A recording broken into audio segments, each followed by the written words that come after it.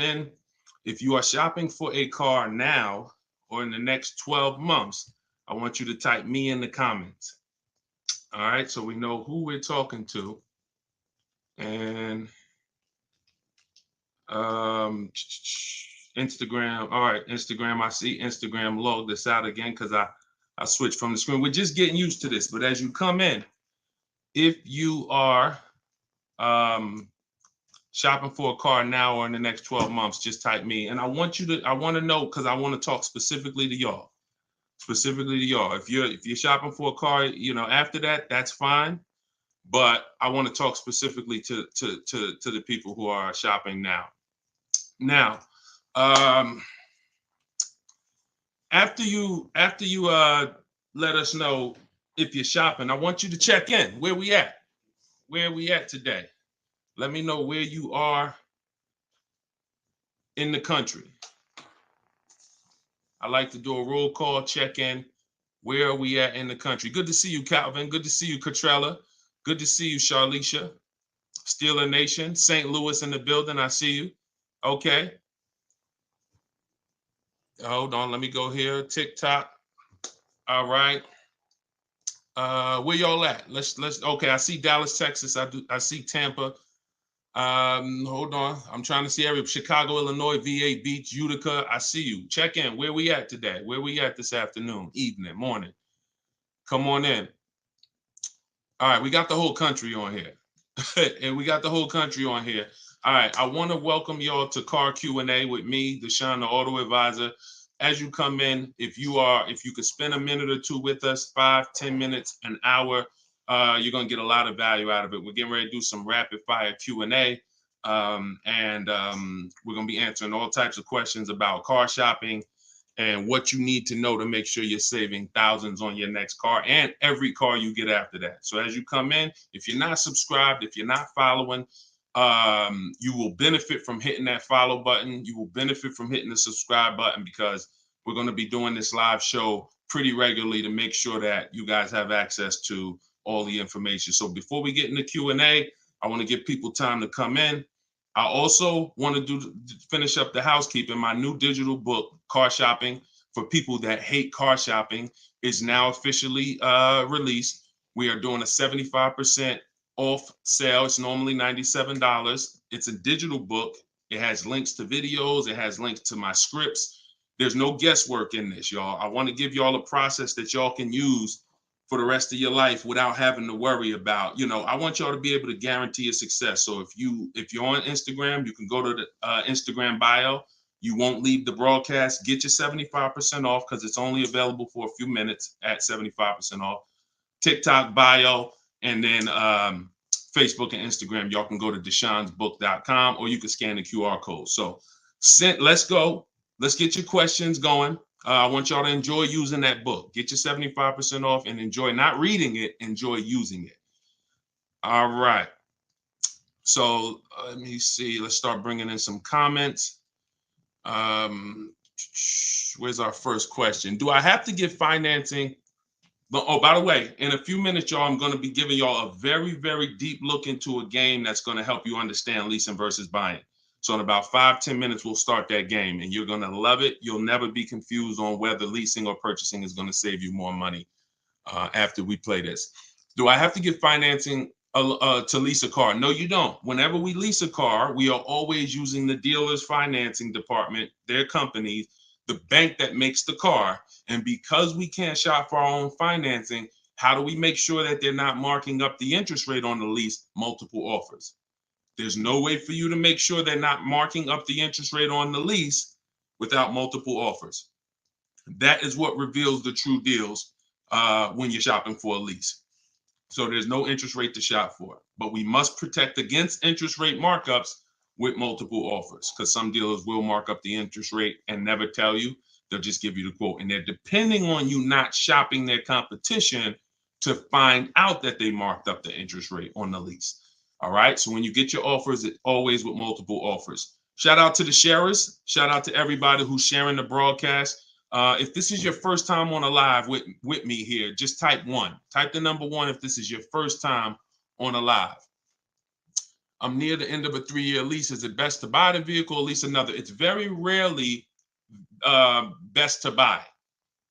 Very rarely. Shout out to the first time viewers. Good to see y'all. Very rarely, if ever, good to buy your lease. I'm going to tell y'all why. Because when you buy your lease, you're buying a used car. When you buy your lease, you are buying a used car. That's all that's happening. So, being that you are buying a used car, you need to know if would I normally buy a used car versus leasing. And the only way it makes sense to buy your lease out is if you're keeping the car another 8 years. I'm going to tell you why. You've already had the car for 3 years. You've already had the car for 3 years. Most people, when you buy your lease out, you're getting another 5 or 6 year loan for the balance. So you're committing to 8 or 9 years of payments on the same car. This spills into bad lease deals. The reason we don't take 48 months leases on a lease, because we're paying too long on a vehicle that we're giving back. We never want to be tied up long term in a vehicle we're giving back. That's the whole point. Leasing is meant to be 3 years, 39 months, sometimes 2 years, depending on what they're offering, in and out, switching cars very fast, always under warranty, keeping our payments low. Okay. Can y'all light up TikTok with the likes? Can y'all continue to tap the screen on TikTok? I see we got a few hundred people. We got about 400 people on total, all the broadcast. Could you actually hit that share button? Because I promise you, y'all, no one will ever get mad at you for sharing my page with them. I guarantee you that. In fact, my goal is to get them to thank you. Hey, thank you for sharing that. I like that guy's stuff. We try not to waste any time here. What about paying cash? VJ Live said, let me put this question up on the screen. If you're on, make sure you're subscribed on YouTube so y'all can see the whole thing, the presentation, when we share these numbers. We can't do that on Instagram and TikTok. So VJ Live said, what about paying cash? I have about 15,000 and I don't want payments, but they keep trying to push me to 25 grand range so I can have payments. Here's the thing. If you can find a quality car for 15 grand, great. If it's going to force you to buy something that's not, who's heard you always pay cash for a car? If, as you come in, thank you, Godhead. Shout out to the sharers. I see y'all. Who's heard always pay cash for a car? Type me in the comments. If you've heard always pay cash for a car, type me in the comments. I see y'all lighting up. Keep tapping the screen on TikTok. We appreciate it. Y'all lighting up the likes. Y'all can see where we at on the likes in the top left. Who's heard always pay cash? Right? 5150 times heard it. VJ Live said, heard it all my life. Now listen, bunch of Dave Ramsey advice. Now here's the real. Here's what I'm just telling y'all. We got a bunch of people on here, hundreds of you all say, yes, I've heard you pay cash for cars. Now there's two schools of thought here. One is no debt. Now if your philosophy is no debt, I'm not here to convince you to change your philosophy. Here's what I'm here to talk to you about. If your philosophy is I want to do what makes the most financial sense, then we'll have that conversation. Because people who could pay cash for cars and don't, they typically are making money on their money. When I was in the dealership, people would come in, they would ask, what are the interest rates this month? If the interest rates were 0%, something special like 0%, 1%, 2%, 3%, if they knew that they were getting 10, 15, 20% returns on their money, they're not going to put it in a car. They're going to use the bank's money at 1, 2, 3%, and they're going to use their money to keep making 10, 12, 15, 20%. That's the philosophy.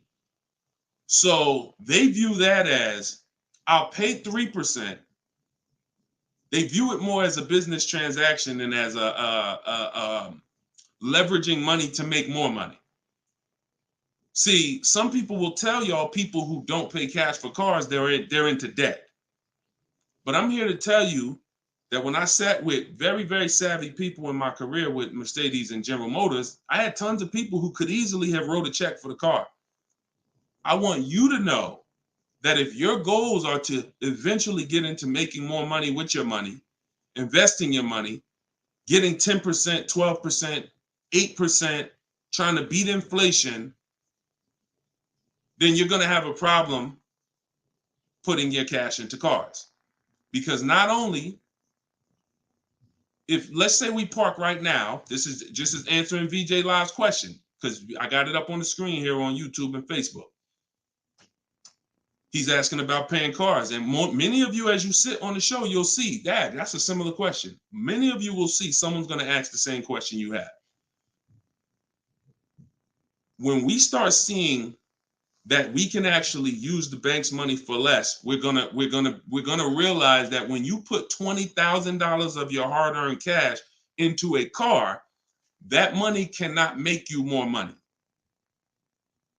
That $20,000 that you just put in the car cannot make you more money. You have maxed out the value of that $20,000. It's in a car, you can't pull it out. You could refinance, but that's not happening. You're going to refinance and just get another loan. The point is, your money's in that car now. So had you had an opportunity to invest that 20 and make 8%, 10%, 6%, 12%, that's what the people who don't pay cash for cars, who are wise, are doing. I'm not telling you there's a difference. Look, I talk a lot about budgeting. I talk a lot about affordability. All through my book, I have systems and boundaries. The rule of 72 and the 10th birthday, how long of a loan you take, how much, when should the car be paid off? That's all in my book. You can get it 75% off, or you can watch my videos. I'm going to always teach it. But if you want it all in one place right here, get the book, 75% off. It's in my TikTok or Instagram bio. But that's what we got to know. We got to know if we're going to use leverage and use the bank's money, there are extremes of leverage. There is over leverage. And we cannot be over leveraged. That means we're taking a loan that's too much, too long, we just want to borrow to try to afford a car. And you see this a lot with older cars, people buying luxury cars that they really can't afford because, brand new, the car is 80 grand. But if they get a 10-year-old one and they get a 5-year loan, now they're in a 2013 AMG Mercedes with 90,000 miles on it. So that's the opposite extreme. Using leverage and loans to buy things we can't afford. But then the other opposite extreme is paying cash when we don't have to. Finding that balance between getting the car we want, getting the best car we can afford. Because you said, hey, I'm trying to find a car for 15 grand. I can't find it. They want me to spend 20, 25. Well, the name of the game is you better learn how to find if there's any cars out there for 15, you better learn how to find them. And you look everywhere, you look over all the marketplaces, and before you raise your budget up to 2025, we have something we do called the perfect budget. You got to go to 17 first. You don't go from 15 to 2025. You go from 15 to 17. See if I can find anything good for 17. Oh, I can't. All right, now I go to 19. And I have this calculator that's going to help you guys inside the book. It's called the Perfect Budget Calculator.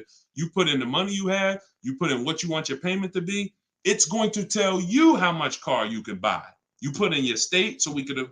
How many times y'all walk in, right? And you're like, man, I want to spend 25 grand on a car, but you forgot to factor in taxes and the fees. How many times does that happen? Type ouch if you've ever dealt with that. Let's be willing to be honest. You had a budget in your mind. This is what I want my monthly payment to be. This is what I want to spend on the car. Next thing you know, you're a little over that budget, or sometimes a lot over that budget, and you're leaving like, all right, I see you, 919 Mike. Thank you. I see you, Mika Larkin. Shout out to everybody willing to be honest. See, in order for us to really make sure we don't make these mistakes, we got to be honest of the fact we've made them. So that's what we want to do. We want a budgeting system that tells us when we can. You spend any more than this, and you're going to be over your budget. You said you want a payment of $400 a month. That means you said you only got $1,000 to put down, or nothing to put down. Here's what you can spend on a car. And when you use this perfect budget calculator, you're going to never go over budget. Because honestly, y'all, we don't want to be anywhere near our top of our budget. We want to be shopping under our budget. That's where I want y'all. Under your budget. That's why I said if your budget was 15 and then your max might be 20, 25 with a loan, all right, we got to go from 15 to 17, to 17.5 to 18. We don't just jump to 20, 25. But we need a methodical system to do that, to help us do that. How do I get out of an upside down lease? Jose, you can only sell out of it. That's all you could do. You could sell out of it. If you, no matter what, y'all, who's in a car that they want to replace and they think they're upside down? They may have some negative equity. This is all in the book. I would really like y'all, the reason why I'm doing the 75% off, couple reasons. The book just officially came out, but I really want y'all not having to remember this. Yes, this live rebroadcast is going to be syndicated. So no matter when you're watching it, the information is going to be valuable and applicable. But I really want y'all to have the book so that you can actually reference the information over and over again. Thank you, B-Bad.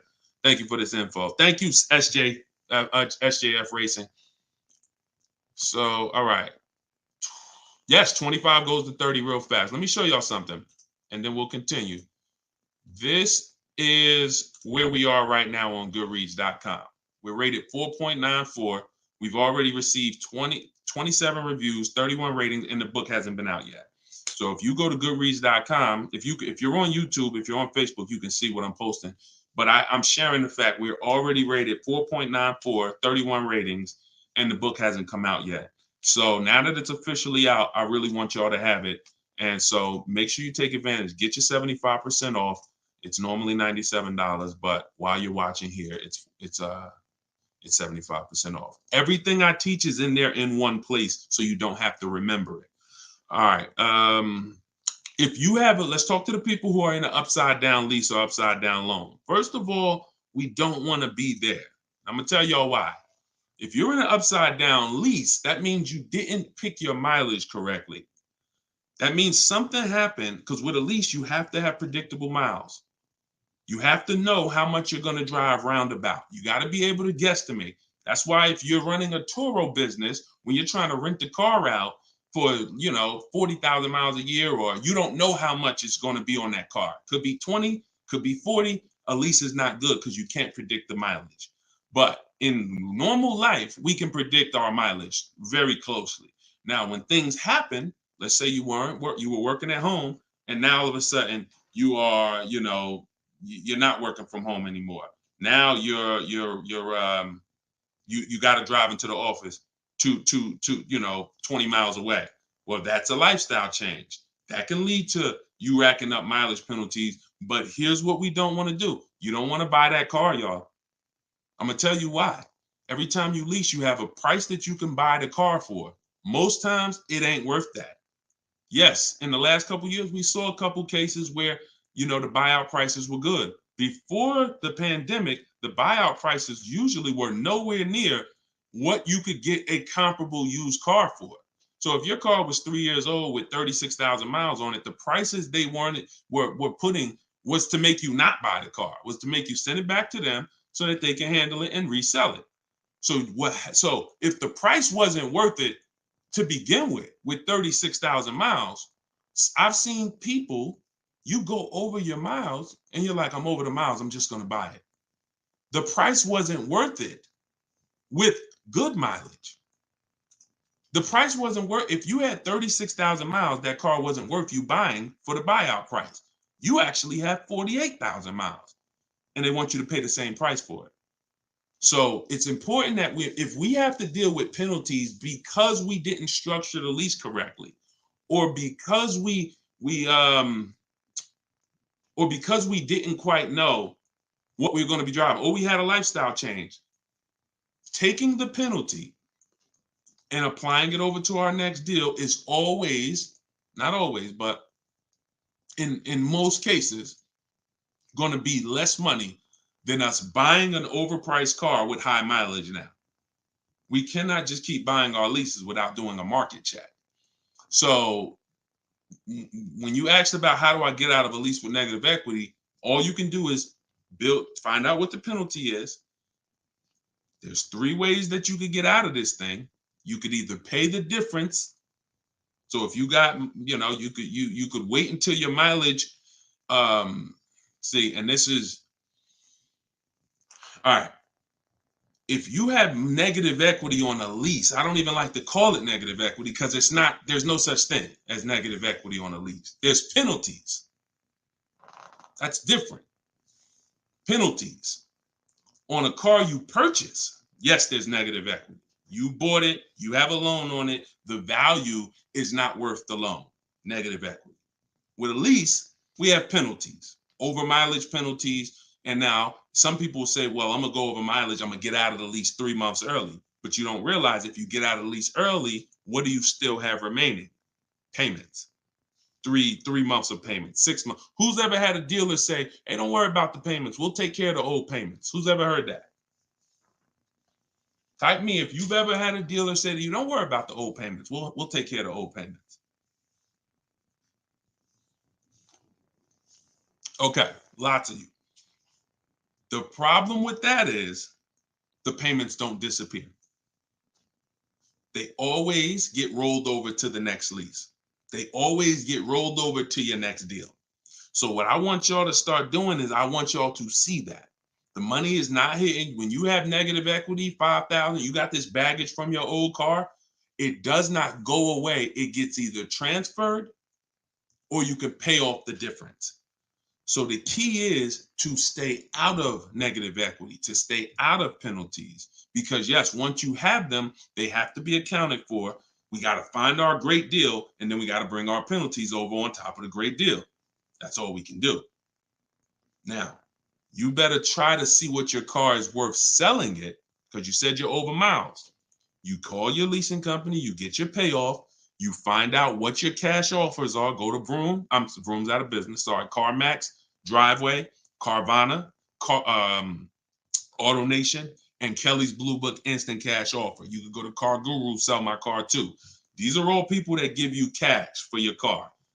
That's what your car is really worth, what those companies will pay. Whoever's the highest bidder, we take that. See, what I'm teaching y'all, and some of you are going to get it immediately right here, right now. Some of you, it's going to take a while to get the fact that your money comes when your savings come when you start learning to make people bid instead of getting one offer. You get the most money when you start learning to make people bid. And so what you have to do is get multiple offers, find out what your car is worth. When you go on those websites, when they ask you is it a lease, say no, because their websites are set up to where if you put it's a lease, it's going to automatically trigger that they can't buy it. But they can buy it. We've been doing this, y'all. I got hundreds and hundreds of members in Cars from Home University. We shop all around the country. You must put no when you're getting offers for a lease, because their computer is set up to automatically think that it's a third-party restriction and they can't buy it. But when you call your bank, you're going to ask them, do I have a third-party restriction? If they say no, then that means you can sell to anybody. But again, the way these companies are set up, they saw us making all this money on these cars, and the bank said, no, we got to do these third-party restrictions. And there was so many people going to those websites saying, oh, I'm about to sell my lease. And then they would get there, or they would talk to them and they would say, no, we can't buy it because it's a third-party restriction. So they just made their website default to we don't buy leases, but we do know if you don't have a third-party restriction, they can buy your lease. And it's very important for you to know that. And if you do have a third-party restriction, it doesn't limit the fact you can sell and make money. It limits who you can sell to. When you have a third-party restriction, they say what they're saying is you can only sell your car to a dealer that makes the same brand. You cannot sell to a third party, Carvana, Driveway. You can't sell to them directly. You can only sell to a dealer. So what does that mean? I see y'all lighting up the likes on TikTok. Can y'all keep tapping the screen? Let's keep those likes going up. I see it. I appreciate it. And thank you to everybody sharing. So when you are, I just got off my point, but I know it was about selling. So multiple offers, y'all. This is all in the book, Car Shopping for People That Hate Car Shopping. Who has their copy? Who got their copy? We'll continue. We got some more time. We're gonna keep doing Q&A, but who got their copy of the book already? Who got their 75% off? I really want y'all using this. The book is affordable for everybody. Everybody. All right, especially at 75. Now it should show, make sure it's not showing the $97 price. That's the normal price. I see you, 5150. Okay. All right, I see you, Jimbo. Okay. Okay, I see you, Diane. I appreciate you. Okay, and I want y'all to use it. Don't read it, use it. That is like literally it's an action guide. That ain't a book you read and then you have a bunch of things you got to remember. I'm walking you through the process step by step. And again, everything I teach is in my videos. So I don't hold back in my videos, but I do want y'all to have access to all the information in one place. If if you don't want to cycle through all my videos to try to find it. All right, is it worth buying a car from Carvana? That's a great question, Danny. It depends on if it's the best deal in the market.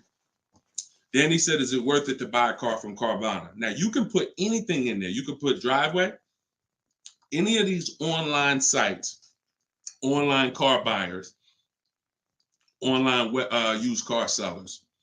But here's the game that we avoid. We cannot shop from them exclusively because here's what they try to do. They'll try to sell you a car based on variety.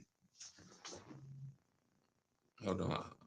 My do not disturb should be on.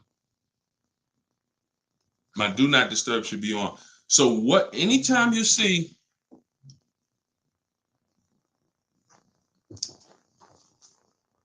hold on one second. I keep getting a call and I don't know why it always does this. I don't want to lose the people on Instagram. Hold on, Instagram. We got you. All right. We should be back on Instagram now. Okay. So most times, especially when we're selling our cars to these people, you got to realize we sell our cars to Carvana, to Driveway, to all these companies because they pay more than dealers on average. If they're paying more than dealers on average, they're usually not the lowest price. When they're selling the cars, they're usually one of the highest. You can't pay people more than dealers and then turn around and sell for less than dealers. That could be part of the reason why Vroom went out of business. But whenever we shop for a pre-owned car, Carvana is always on the list.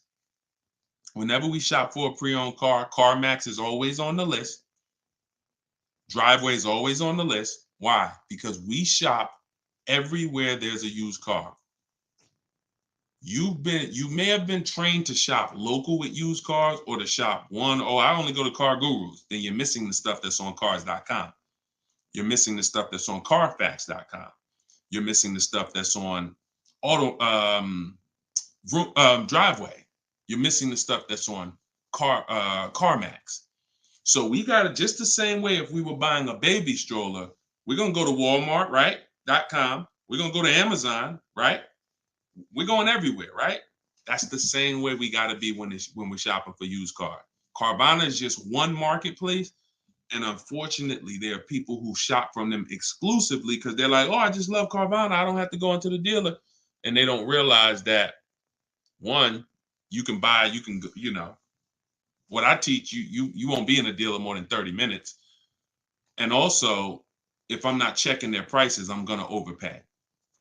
And I'll literally have I didn't have to go to a dealer, but I got a car in my driveway that I could have got for $5,000 less if I just shopped around the right way. I did just mention Auto Trader. Auto Trader's on our list, Alex. Auto Trader is one of our marketplaces. It's one of the marketplaces we shop on. It's just like a Walmart. It's just like a Amazon.com. Auto Trader is a big one. We definitely don't skip any used car marketplace. Now, we don't use Auto Tempest because Auto Tempest pulls and aggregates some data from other people's websites. They're not their own marketplace, so they can't get all the data. So that's why I don't use them. We just go direct to the marketplaces themselves because no company has the rights to market everyone's product. And so as long as no company has the right to market everyone's products, the only way we're going to see all the product is by being on all the marketplaces. But I'll show you how to do this quick. This shouldn't take you more. Look, y'all, this is going to sound crazy, but it shouldn't take you more than 60 minutes, 90 minutes to get your best deal on a car. No, 90 tops. Tops. Not only do I want y'all saving thousands, I want y'all to save time. Deciding what you want, shopping, test driving, that takes time. That's fun. Getting the deal, that should not take you more than 60 to 90 minutes when you learn how to get bids. Okay. And the more you stick around, the more you use what I teach, you're going to make deals and save more money in like less time. I don't want to spend more than 60, 90 minutes getting my car deal, and I don't. All right. Ivan said, planning to get a new car ASAP. What are the steps to prepare that you would suggest? Well, first thing is to know whether you're buying or leasing. Let's go into this game. All right, let's go into this game. Thanks for reminding me. Now let's this is a game that I've done this on in some master classes. This is also in Cars from Home University, my video library. So what I want to show y'all is I want to show y'all this game I like to call Who's Winning. Okay? This is why. Now listen, we get ready to make some people mad at some people. I don't want y'all to get mad, but once y'all see this, y'all are gonna be mad at some people who taught y'all bad information about leasing, and it's cost y'all money. This is always step one. Now I'm getting calls from Facebook. How could this is so weird. I don't get how the heck I have my phone on do not disturb and I'm still getting calls. That is so weird to me. Got to figure that out. So bear with us, Instagram. Instagram is always the one that has to bear with us, you know.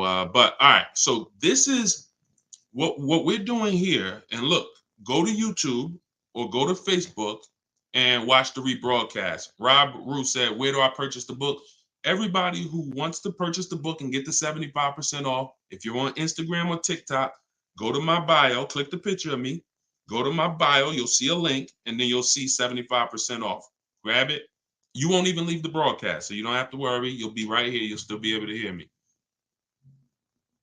And then if you're on YouTube, or you can go to deshonsbook.com. If you're on Facebook, go to Deshon's Book, or you can scan the QR code. So what we're about to do, I'm going to ask y'all a question. We're going to go down the road and we're going to compare two different people here. People who buy a car and people who lease. This is step one. Before you think about how much you're getting how much you're going to pay, your budget, any of the things, do I have down payment? Before we think about any of that, I want y'all to know what the most important question is. That's leasing versus buying. So on this screen, I'm comparing a person who leases and got a brand new $40,000 Jeep Grand Cherokee 2024. Now, I want y'all to look at this if you're on Facebook and Instagram. If you're on Facebook or YouTube. This person with a good lease deal is paying $500 a month. $500 a month for a brand new $40,000 car. Now, the person who purchases, some of y'all know every $5,000 on a loan is about $100 per month. So if you're looking at a $40,000 car, you're looking at about $800 per month on a 5-year loan. Now, I got this person in here on a 6-year loan at $675 a month. That's how much this car costs. 6-year loan, 3.99%. $675 per month. Let me ask y'all a question. Looking at this screen, who's winning so far? Two people drive off the lot in a brand new Jeep Grand Cherokee. They have the exact same vehicle. One is white, one is gray. One person's paying $500 a month. They're leasing it. One person's paying $675 to buy it. $675 for 6 years. Who's winning, the lease or the purchase? Put L or P. We're just talking about, literally, we just drove off the dealership. You sitting in this car next to me. We got the same truck. I'm paying $500 a month. You purchased it. You're paying $675. Who's winning? The lease. Exactly. If you're saying purchase, you're missing it. You and me are in the same car. I'm leasing the same car as you for $500 a month. You're paying $675 a month. Same exact car. Who's winning? Exactly. See, Rob, and these are the things where we can't look. There is no, the purchaser is not winning. It's not no. It depends. We have to go straight up. We have to go straight up by the numbers. See, that's where we lose at. We lose with all of this subjective, oh, well, it depends on how we look at it. No. You're driving a 2024 Jeep Grand Cherokee. I'm driving the same vehicle as you. I lease it, and every month $500 comes out of my household. Every month $675 comes out of your household. We have the same exact car. Who's winning? The lease. Exactly. That's what we got. We're gonna go down the road. And listen, go subscribe to YouTube. Watch we're gonna syndicate these episodes. So you might be watching the syndication. It doesn't change the value. I want you to see that $500 a month coming out of someone's household is $175 less than $675. So the person who leased so far is $175 per month richer. Every month, the person who's leasing over here is $175 per month richer. Now let's go to the next slide. Now, 3 years later, person wants to buy. Person wants to buy. Now, here's the thing about the purchase. There's an amount you owe. On a 6-year loan, they would owe $24,000 at the end of 3 years. I've already done it. You can watch this. That's how much the balance on their loan would be. It would be $23,400. So that's the amount they need to break even on the car. Now, mind you, they've already spent $175 per month more than the person who leased. So they're $6,300 poorer. You can see they're $6,300 poorer. See, I want y'all to see that everything that you're doing when you're not leasing is trying to catch up to the person who got a great lease deal. Everything from the moment you purchase, you're putting so much money out into the car compared to the people who get great lease deals that now your only goal is to catch up to them. This is why this is step one right here. Go to YouTube, watch it on YouTube so you can get the whole view. So 675, 500. Now, this vehicle, y'all, is 40,000 brand new. What is a 3-year-old vehicle worth? If it was 40,000 brand new, what is it worth after 3 years? 40,000 is a fair estimate 24,000. I tried to look at what I believe a fair estimate is for a 3-year-old vehicle resale value. If we purchase a vehicle for 40,000 in 3 years, when we go to trade it, 36,000 miles, is it fair that vehicle, a fair estimate is about $24,000? You're not getting 28. Let's be honest here. We're not buying a vehicle for 40, coming back and get 28 3 years later. So here's the problem. When we get 20, you're not getting 28. And don't let the last 2-3 years of having high resale values confuse y'all. Don't do that. You will destroy yourself. You don't want to. There is no class, Solomon. There is no class. This is the class. Just tune in and lock in. Like, this is serious financial education that is going to be simple if you just focus on it. If you buy a vehicle for 40, the average that you're going to see that vehicle when you go trade it in is you get about 24 on. That is going to be a good cash resale value. And that's what happens to most people. And as you can see, they still owe, if your vehicle's only worth 23,400. I mean, if your vehicle's only worth 24, but you owe 23,400, you're breaking even. This is nothing. Like, I've already spent so much more than the person leasing. And now when I go to trade my car in, I'm not even able to get enough money to catch up to them. I'm not able to I'm $6,300 behind the person who leased when you purchase, and I'd have to get all that money back to make it worth it to have bought. That's why, y'all, when you buy your cars and trade in, you notice how much you always worry about how much you're going to get for the car.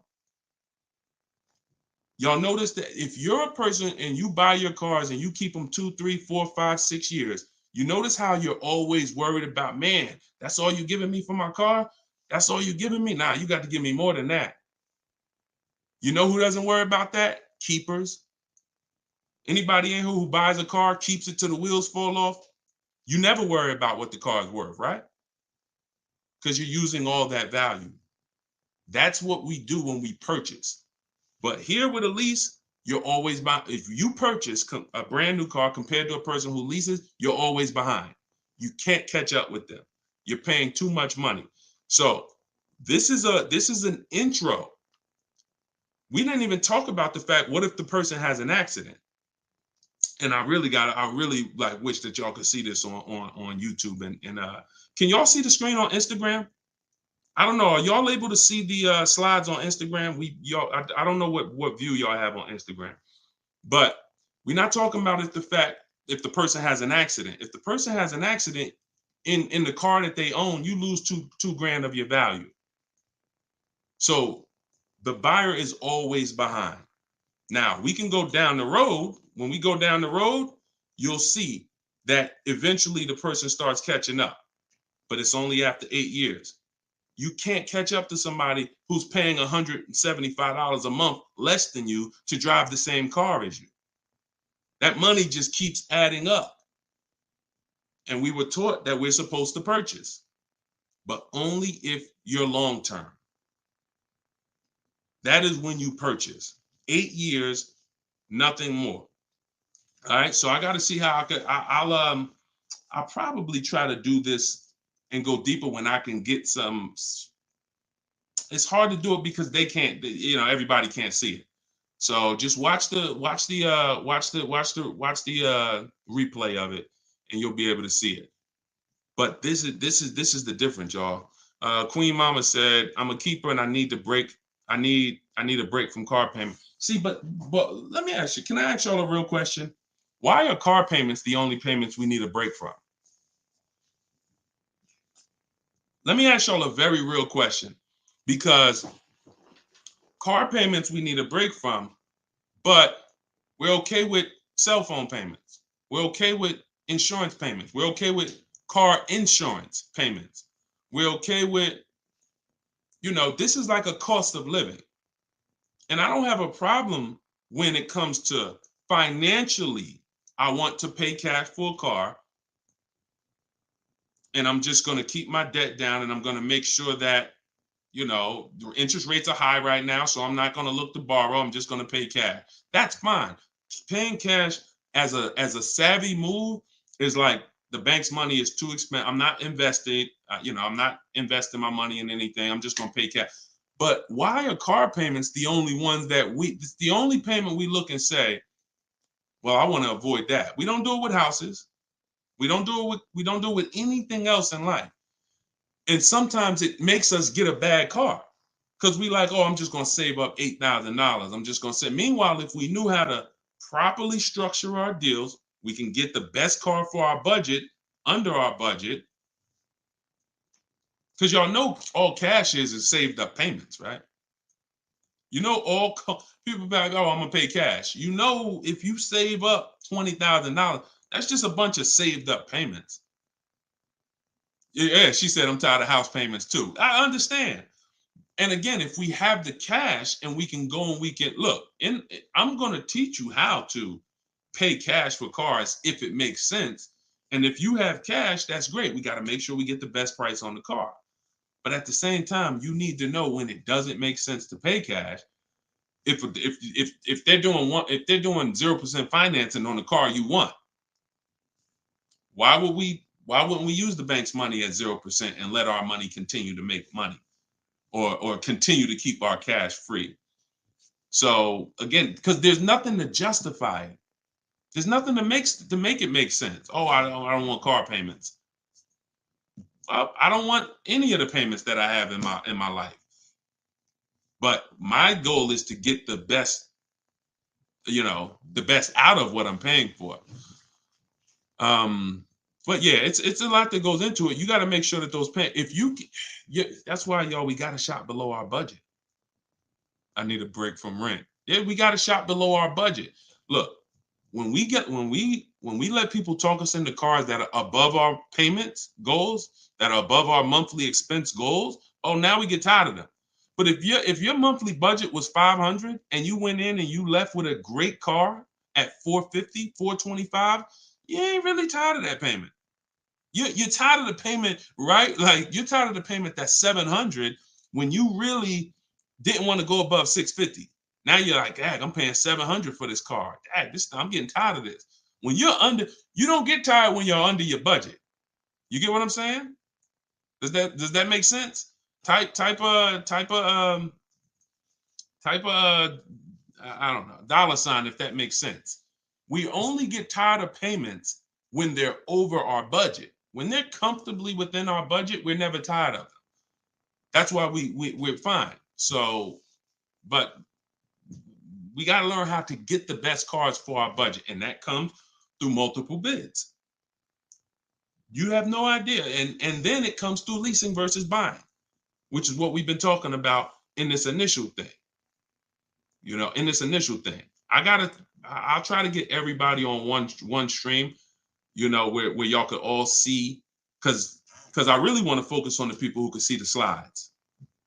And because I know I could engage with them because they can see the slides, and then but it's people who can't. So that's all right. We'll continue to adjust. But you got to know, believe me when I tell you, thousands of people have learned that the biggest issue of affordability for the cars that they're driving was the fact that they didn't understand leasing. Leasing is going to get you 30, 40% more car for the same money when you learn how to get great lease deals.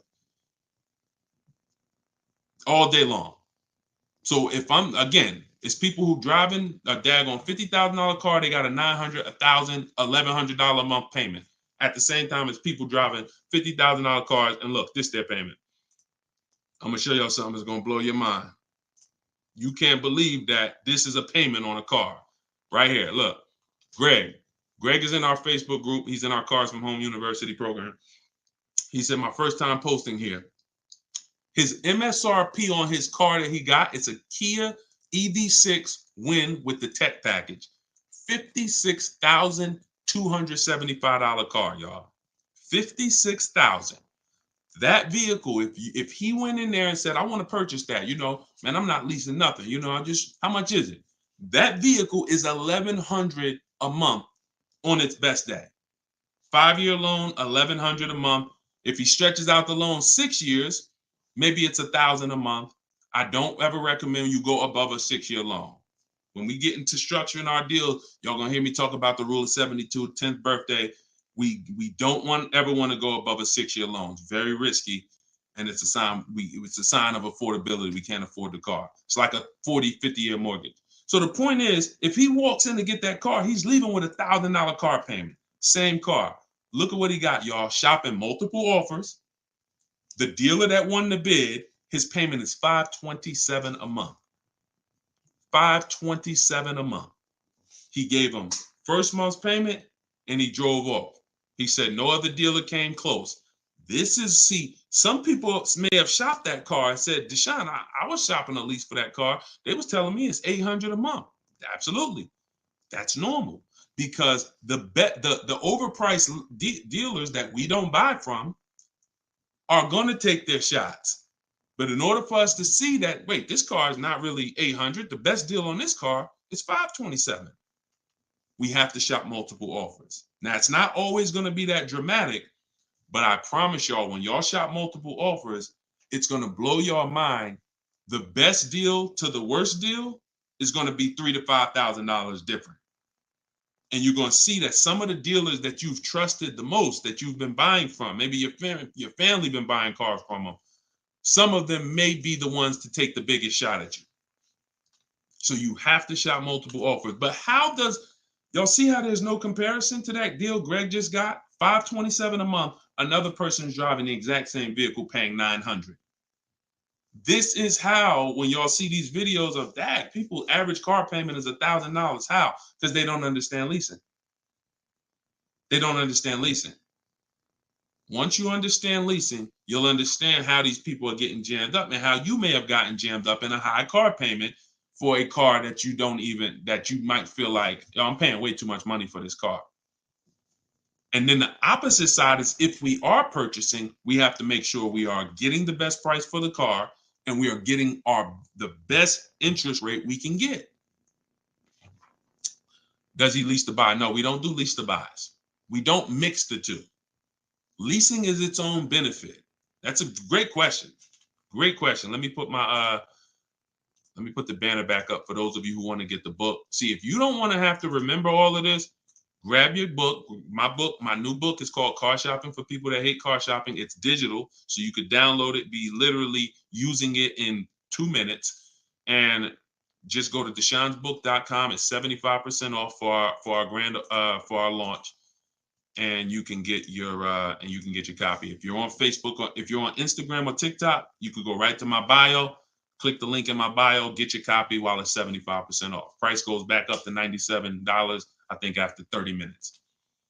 All right, so your payment is over $1,100 now, and look, that means your loan is probably somewhere around 60 grand or more.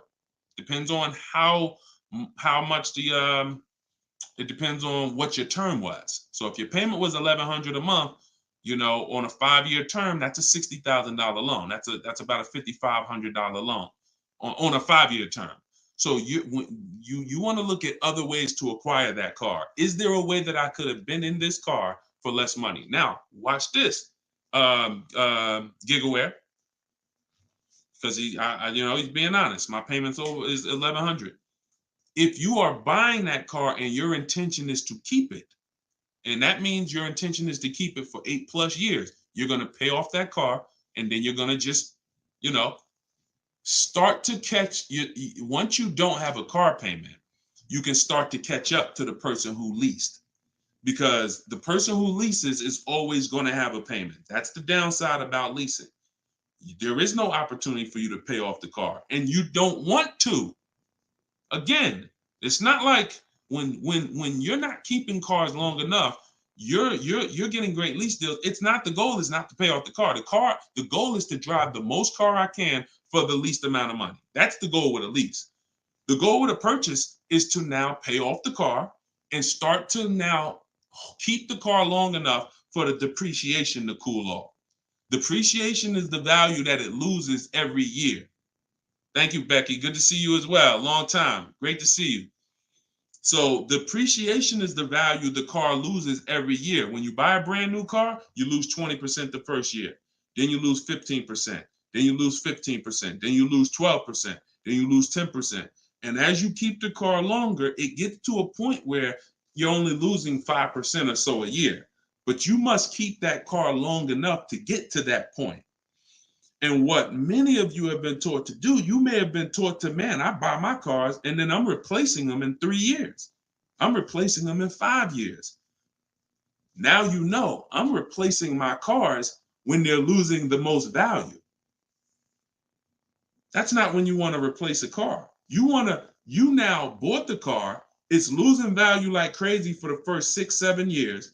Now, perfect. It's going to cool off now. It's paid off now. Now I can start to recoup some of all that money that I put into that car. But most people don't do that.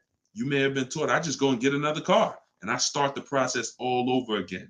So not only are you never getting to benefit, not only are you always having a payment anyway, you're not getting the benefit from all the money that you're putting into these cars. You're never allowing the depreciation to cool off to where you got no car payment and you just got a car out there and you can stack some of this money up. It just happens all the time. It's an issue of not understanding leasing. Leasing is for short-term people less than 8 years. Purchasing is for long-term people more than 8 years. And don't worry, we'll continue to go deep on this. All in the book. So anyway, anybody who wants to really know this and have it all in one place so they can use it, if you're shopping for a car now or in the next 12 months, you need this stuff right now. You know, I got tons of videos all over all my Facebook pages. But if you want all the information in one spot, get your book at 75% off. Just make sure that it's not showing the $97 price. Whenever you click to the website, make sure it's showing the 75% off price. So you can purchase off the bank loan. I don't know what you mean by that, Skinner. Is it smart to lease and then buy it out? No, see, and again, that's a very common question. Yo, what's the benefit of that? I mean, somewhere along the lines, we heard about leasing to buy. We don't want to, you're only leasing because you don't want to buy the car. You're buying the car because you want to keep it and take care of it for the long run. I see you, Dr. Coop. Congratulations. She said, I got the book. Enjoy it. Use it. Don't read it. Use it. And, I really can't wait to hear your success story. There's no reason. Look, when I'm going into a lease, and you got to have this in your tool belt. Some of you, your children are not going to keep a car 8 years. You're going to need to set them up to get a great lease. Yeah, you might be a person who like Deshone. I just buy my car, man, I keep it 10 years. If that's you, type K for keeper. Most times, if you buy your car, you keep them 10 years, type K in the comments for keeper. Thanks, Ambi. Said keep killing it. Appreciate you. If you are, the book is called Car Shopping for People That Hate Car Shopping. It's in my TikTok bio and it's in my Instagram bio. But I think you only got, it's 30 minutes. You could get it for 75% off. While everybody is on, you could get it 75% off. Okay, so keepers, you are not, you're not worried. That's when you buy. When I'm going into lease, I'm not thinking about keeping. We don't want to mix the two. Leasing is, I'm going to get a great lease deal where I drive a brand new car for pennies compared to purchasing. Or for a small percentage compared to purchasing. That is a lease. My goal is not to buy the car. It's not to buy the car. You see, when we keep, we win. When we lease, we win, as long as we're getting good deals. But it's people who are mixing the two, and that might be you, and that's where we lose. We buy, and then we trade. We buy, and then we sell it in 2 years, 3 years, 4 years. We tired of it. Oh, I'm gonna go switch out of this. That's mixing. The other one is you lease, and then you purchase the lease. So you lease your vehicle, and then you go buy it at the end. That is mixing. You don't want to mix because the benefits of leasing are laid out. The benefits of purchasing are laid out. Very clear, separate benefits. When you mix the two strategies, you lose the benefits. And again, most people who would tell you they bought their lease, they're buying it with a 5 or 6 year loan when they've already been paying 3 years to lease it. The lease is 3 years. The loan is 5 years. That's 8 years. And I'm going to tell y'all how this happened. How I figured out this was so bad, I'm going to be honest with y'all. I was in the dealership one day. Somebody comes in. They're like, hey, I want to replace my car. So I go out and I look at the car. I ask them what they owe. No, I don't think I asked them what they owe. They come to the dealership. They say, yeah, I got a car out there. I want to trade it in for a new car. And I'm like, okay, that's pretty normal. Let's take a look. Here's what happens. I say, what year is it? And they'll say, well, it's a 2018. I'm just using like a real example. Like they say, oh, it's a 2018. Now I'll ask them, how long have you had it? And they'll say, well, I bought it brand new. So I've had it 5 years, 6 years. Now, follow me, y'all. Everybody on here, I want your opinion on this. Person comes up and says they've had a car for 6 years. They bought it brand new. They've been paying on that car for 6 years. Don't you think that car should be paid off by now or almost paid off? Yes or yes. Type Y if you understand. Person bought it 6 years ago. You go out and I'm like, okay, mister, how long have you had it? They're like, I've had it for 6 years. So I'm like, okay, perfect. Everybody's saying yes. So this is what I'm thinking. This is how I found out buying your lease was a bad idea for most people, if not all. So I go and I say, okay, great. I see you're here trading. Now, in my mind, I'm already trained to talk to him about leasing because, thank you, Brent. I know you're here trading this car in 6 years. I want to show you what leasing looks like, and you're going to love that a lot better. You're not going to need this down payment. I'm going to be able to give you a check back for this equity in this car you got here. It's going to be all good. And I've helped some people do that. They come in and I show them the lease, and I'm like, you know, you keep just trading your cars, but if you lease, here's what, boom, that you could do. And then I'll give you this, you know, you get a big check back for your balance of your old car, all of that. So this is when it works, it's beautiful. But when it doesn't work, this is what it looks like. I'm like, I run in and I'm like, okay, your car is worth about $15,000. Instagram just logged me out. Instagram just logged me out of nowhere. I don't know what happened. Let's see if I could go back. All right. So now when it doesn't work, so I go out and I find, you know, the used car manager may tell me this car is worth 15,000, and I'm like, okay, perfect. It's probably paid off. Great. He's gonna get like a check back for like almost all that, and then he's gonna have a low payment. He's gonna love it. So I find out when I call the bank, I say how much you owe. He says, well, I don't really know. I call the bank. I'm like, okay, I'm calling for Mr. Jones' payoff on his, you know, such and such car. And the bank says, okay, yes, the payoff is $15,000. I'm like, wait, 15,000? How could he still owe 15,000? This doesn't make sense. I look at him and I say, the bank is saying you still owe 15,000 on the car. And I'm like, he's like, yeah, okay, yeah, I didn't know how much I had owed. I said, wait a minute. Didn't you tell me that you had this car since it was new? Yeah, and you told me you had it for 6 years? Yeah. How do you still owe? And he said, oh, I leased it first, though. What I did was I leased it for 3 years, and then I had bought it at the end. And I'm like, there we go. That's the problem. You leased it for 3 years. Most people, when they're buying their lease, they're going to put a 6-year loan on it, which means 6 years later, from the day you bought it, from the day you originally leased it, 6 years later, you've been making payments and you still have 2 more years of payments left. That's actually, I'm wrong. That's 9, 3 years of payments left. Happens all the time. So I literally, y'all, smart people on here, you'd never take a 9-year loan, right?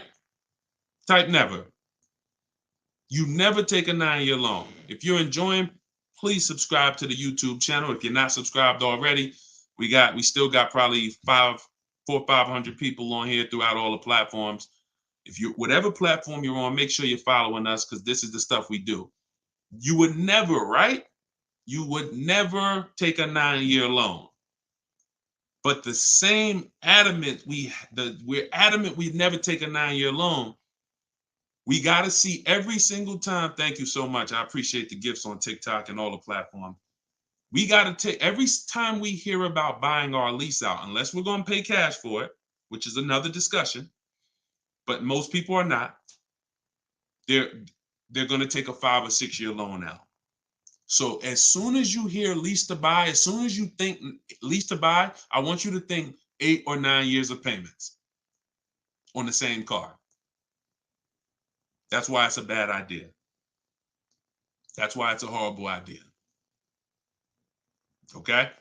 Now, if you are comparing, we had somebody in our group yesterday who was asking about buying his lease out because he's going to give the car to his parents and because they're going to keep it long term. And the value of the car compared to the value of a similar used car is a great deal. That's different. Buy it. Because all you're doing when you're buying your lease is you're buying a used car. It's your car. I used to help people buy their lease. Hey, they come out of the office. We switch the plates because we got to re-register the car. And I'm like, okay, so how was it? Now, they just signed up for a 5-year loan, 6-year loan on a car that they've already been in for 3 years. They're not really excited about it. You know, I've had the car for 3 years. At least when you go buy a used car, you're excited about it. You're excited. Oh, nice. It's new to me. But when you buy your lease out, you're not really excited. Thank you, man. Y'all going crazy with these gifts and everything. I appreciate it.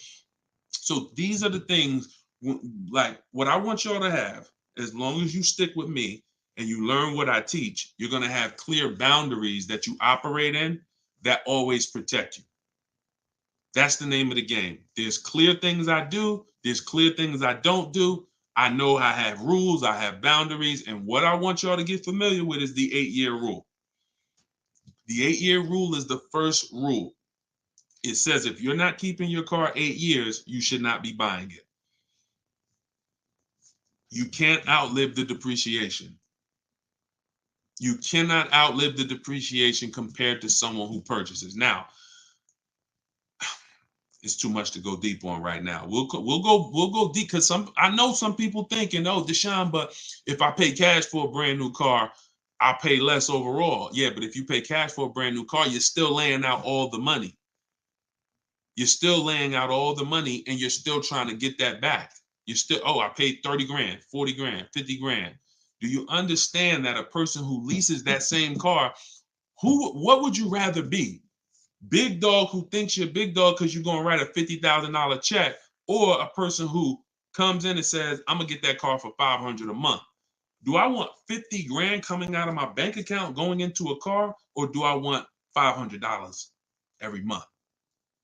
It's much more, it's a much more pleasant feeling to give a bank $500 every month to drive their $40,000 car than it is to say, okay, you want this $40,000 car, then you come give us a check for the whole amount and the taxes and everything. Now I'm taking the check out, boom. And again, there are situations where that's right, but I want you may have been somebody who's like, yeah, but I don't think it's right for me. And that's okay. That's okay. I'm not one of these people that's going to make y'all feel like you are wrong by using leverage and learning how to creatively acquire cars where it's a little bit of money coming out of your bank account every month versus what people have told y'all and how you should be buying cars. Thoughts about leasing luxury vehicles. It doesn't change, Dr. Doctober. That's a great question. He said, what are your thoughts about leasing luxury cars? Same principle, 8-year rule. I don't care whether you're leasing a G-Wagon, whether it's a Bentley you're looking at, whether you're looking at a Toyota Corolla, the 8-year rule is what applies. Because the 8-year rule takes into account the depreciation. If you look and say, that's a car I'm keeping for 8 years or more, you buy it. If that's a car you're not keeping 8 years, you're going to see you'll pay thousands less and drive a better car leasing it, even if you try to buy it used. So I'll need more than one broadcast to really go deep on this. I'm just getting familiar with how to use all of these tools where I can show you all stuff. But we'll continue to go deep on this. This is not a subject. If you've gotten years and years of bad advice, it's not always. Some of you get a breakthrough immediately, and some of you it takes more time because again, it's been beaten to your head, and people with loud voices who shout tell you this is what you do, or you never do this, or you always do it like this. You know, like who's heard somebody say never buy a used car? I mean, never buy a new car, always buy used. Who's heard that? Type of U for used. If you were taught you always get a used car, you should never get a new car. Who's taught that? And we got a couple more minutes. We'll stay on. We'll do some more questions. As long as y'all continue to share the broadcast and continue to stay tuned in, I see we still got hundreds of people on. Then we'll continue. All right, now let me tell y'all how. See. You either have to teach something that works for everybody, or what you teach will mess people up. If somebody says to y'all, every single one of you should be buying used cars, because that's what they'll say. Never buy a new car. Everybody on here should be buying a used car. So that means you think everybody in the country should be buying used cars, right? Yeah, absolutely. Nobody should buy a new car. Nobody in this whole country should buy a new car. Like, no, always buy a used car. Okay, perfect. So let's just say if you had your wish, everybody in the country will be buying used cars, right? Because that'd be better for them, right? Yes, if I had my wish, everybody would be buying used cars. Then here's my question. How do they become used cars then? How do they become used cars if everyone is buying used cars? I want y'all to think about this. If you had your wish, you could snap your finger, Mr. Financial Advisor, whatever you teach. How could everyone buy used cars? It's impossible. The cars come in new. They don't just, so if everybody was buying used cars, what's happening to the new cars? They're just sitting there. And then, so that's not a practical solution. How do we acquire? Who should be buying brand new cars? People who are going to lease them, and people who are buying new cars, who want to purchase, keep long term, and you could afford new. That's only if some people say, Deshone, I want to buy. I'm not leasing, I want to buy. I keep my car, but should I buy new or pre-owned? That depends on budget. That depends on, unless you want one specific from a year, sometimes it'd be like, oh, I want this special year. But if it's a case of, you know what, I could afford both. Should I buy new? Should I buy pre-owned? That's a matter of budget and preference. If I could afford a new one and I can keep it long enough to outlive the depreciation, then I'll buy new. But if I can't afford to get a quality vehicle for my budget, then I'll buy pre-owned. And some people want to treat themselves. Some people like, I only get a new car every 10 years, Deshone. I'm going to get something new. That's fine. That's fine. As long as it's long term, because time heals all wounds. We killing the likes on TikTok too. I appreciate everybody tapping the screen. Y'all still running the likes up. Appreciate it. Shout out to the subscribers. If you haven't subscribed to us on YouTube yet, please, we invite you to subscribe. This is what we'll do. You'll get notifications of when we live, so you can make sure you tapped in. I see you, Barbara. She said, I just bought the book. I appreciate everybody who got the book at 75% off. This is the launch. I'm excited. As y'all saw earlier in the broadcast, we're already rated 4.94 on Goodreads.com. We got 31 reviews. That book, Car Shopping for People That Hate Car Shopping, has been really changing people's lives and the way they shop. It's a tool. It's not something you read. It's something you use. So get your copy at deshonesbook.com, 75% off, or you can scan the QR code, or if you're on Instagram or TikTok, just go to my bio. And as long as you're seeing this, you still should be able to get it at the 75% off price. And it's immediate download. So, and you'll see as you read it, there's a reason I had to make it a digital book. I couldn't print it because it links to videos, it links to docs, I got scripts that it links to. There's no way I would have been able to do it printing the book. And then also, sometimes I need to update stuff, like Vroom went out of business 2 months ago. If I would have printed the book, now Vroom is, I need to be able to update real time when something happens, and I couldn't do that with a print book. I didn't want thousands of print books out there, and then something changes, and now I got to tell people, oh no, you got to get volume 2 now. You know what I'm saying? Thanks, Angelina. All right, so Dr. Coop says, I have a paid off Toyota. I don't want to trade it. Should I have a down payment? You don't need, look, if you can find a deal on the vehicle you want below your budget with no down payment, then do it. You said you have a paid off Toyota. You don't want to trade it in. Now, here's what I ask people. You put the vehicle to use, because if you're going to go and get another vehicle, then you're going to be paying for that vehicle. You don't really want, the only people I recommend have an extra vehicle is if you're a high mileage driver. Who's a high mileage driver? You're driving over 20,000 miles a year. Over 20,000 a year, type HM for high mileage. These are the only people that it benefits you having a paid off car like this. So sometimes it's worth it to buy your car, pay off the first car. And here's what I like. All right, so we got a lot of high mileage drivers watching right now. So I have a strategy in the book, and what you'll hear me talk about is really 2 routes for high mileage drivers, so that y'all can stop having all this negative equity when you come in to replace your vehicles.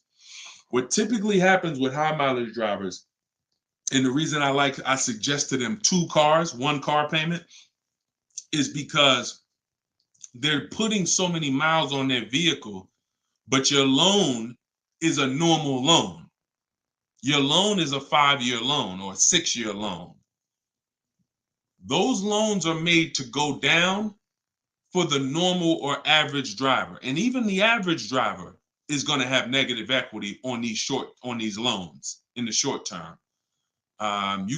So when you are destroying the value of your car because you're putting 20,000, 30,000 miles a year on it, it's going from being worth 20 grand one year to now it's worth 12 grand the next year because you put 30,000. You're destroying the value of it, but the loan that's attached to it is not moving. This is the indicator that the loan and the purchase price or the value of the asset is totally unrelated. They're unrelated. They don't matter. That's why you have to make sure you get a good price on the asset. You can't just pay attention to what is my loan doing, because your loan doesn't tell you what you're really in the car for. So check it out. You now are putting all this mileage on your car. You come in 4 years and you're like, hey, you know what? Car got 200,000 miles on it now. Let me go ahead and trade this thing in. Problem is 200,000 miles, you still got 2 years left on the loan. You still owe 15 grand. You still owe 12,000. You still owe 20,000. And you are now seriously hurting your value, your next deal, because all that baggage you got to come to this next deal. The solution to stay out of that is to make sure that you are having either, I teach either 2 routes. Well, the third is really just be a long-term person. You could drive 30,000 miles a year. And if I'm a long-term person, I'll just have 300,000 miles on my car in 10 years. And then I just go switch it. It's keepers here that's long-term people, high mileage drivers, and they get their car. That thing got 250,000 miles. It's mostly highway. And in 8, 9, 10 years, they go and they replace it. No need to lease. Again, continuing theme. Long-term, don't think about leasing.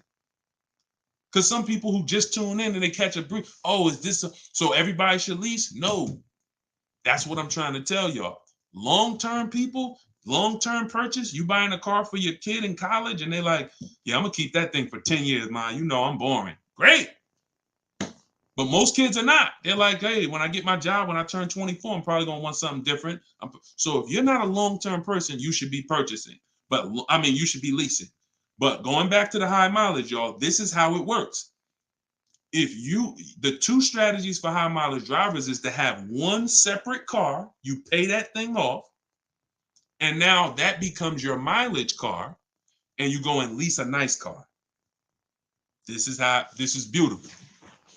This prevents you from having 2 car payments. And this allows you to have a nice car that you're not destroying. So you pay off that first car. If you're going to go this route, your first deal is a purchase, because you're going to get that first car, pay it off, could be new, could be used, but it must be quality.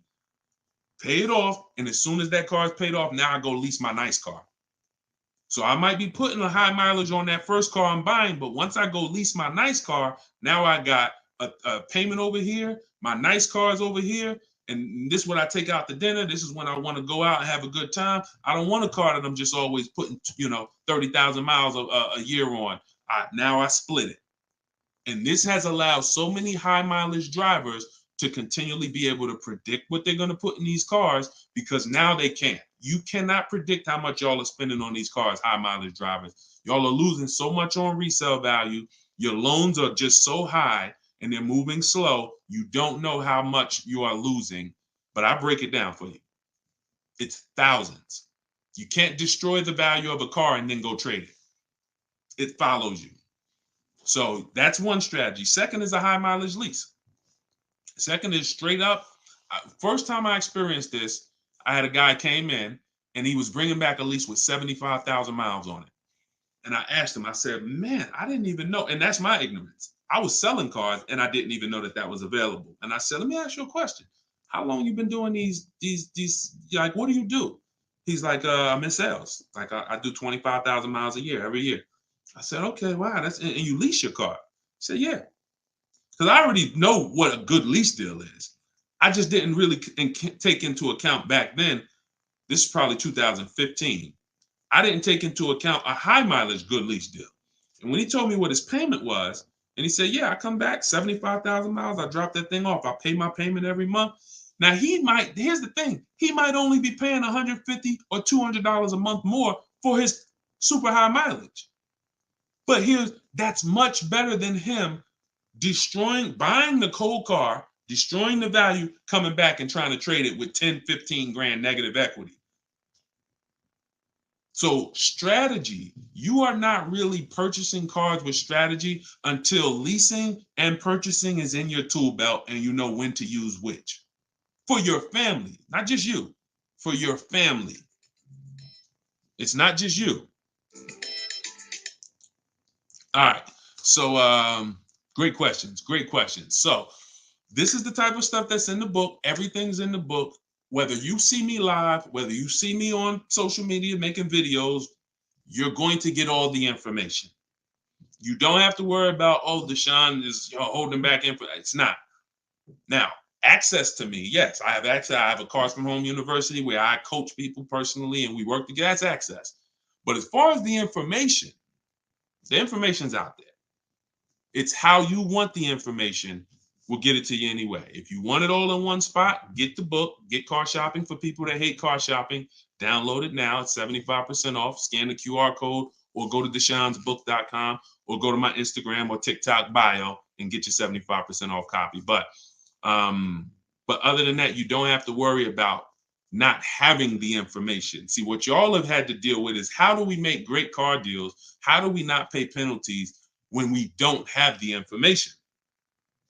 But now the information's here. It's here for you. It's just you got to decide, how do I want the information? Do I want to look through all Deshone's videos? I got a video on every topic. More videos to come. They're not in order, and they're for different people. Some of you are going to purchase used cars. Some of you are going to lease. Some of you are going to buy a new car. Some of you are going to pay cash. Some of you have good credit. Some of you don't. So throughout all those videos, you got to sort through that. In the book, you're only following one path. When I do videos, when I do a book, it's like one path. Let's stay focused so that we can keep you on track. That's why it's step by step. Yeah, that's how the book is designed. All right, how do you purchase a vehicle without proof of income? That's tough. You need other things that are going to weigh. That's a good question. So if you don't have proof of income, credit profile gets you approved, not credit score. So proof of income is usually only required when you have a lower score or you have a new company, new business, and they need some type of way to, try to, make sure they're going to be all right recouping their money. How is the car going to be paid? So if I didn't have proof of income, then I got to work on credit. Or I got to have a lot of cash. And even then, what's the reason we don't have proof of income? Once I know that, I could better explain. What's the reason we don't have proof of income? Seems dealers don't care about mileage if you release with them. That's now good time. So now watch this, y'all. This comment just came in. We'll still cycle through all the comments. We got another little while in this hour. We're getting through as much as we get through. It's good time on YouTube said, seems dealers don't care about mileage if you release with them. Absolutely a mirage. I asked y'all earlier, who's had somebody a dealer say, oh, we'll take care of the old payments. We'll take care of the mileage penalty. It's absolutely not true. Since 2006, here's the only time, shout out to y'all running the likes up on TikTok. I appreciate it. Y'all keep running them up. Thank you so much. Shout out to the sharers.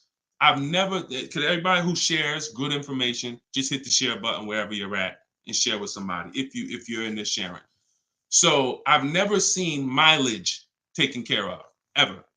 No program, no bank, no leasing company, and we've done thousands of transactions. I've never seen a leasing company say, we'll forgive mileage. Never. So that does not happen. Mileage penalties let's say we calculate a $2,000 mileage penalty, that gets rolled over to your next lease deal, and we're working that lease deal with that $2,000 accounted for. So whatever the deal is we're working you now, perfect, here's what it is. Make sure that $2,000 penalty is in there. You pay for that. Now, in some cases, very rare, there's loyalty programs where they waive some payments. Mercedes used to have this. It's since gone away, and they didn't have it on every vehicle. They didn't run it every month, where if you lease another Mercedes, we'll cover 3 of your old payments. So you could get out 3 months early, no penalty, but it had to be waived.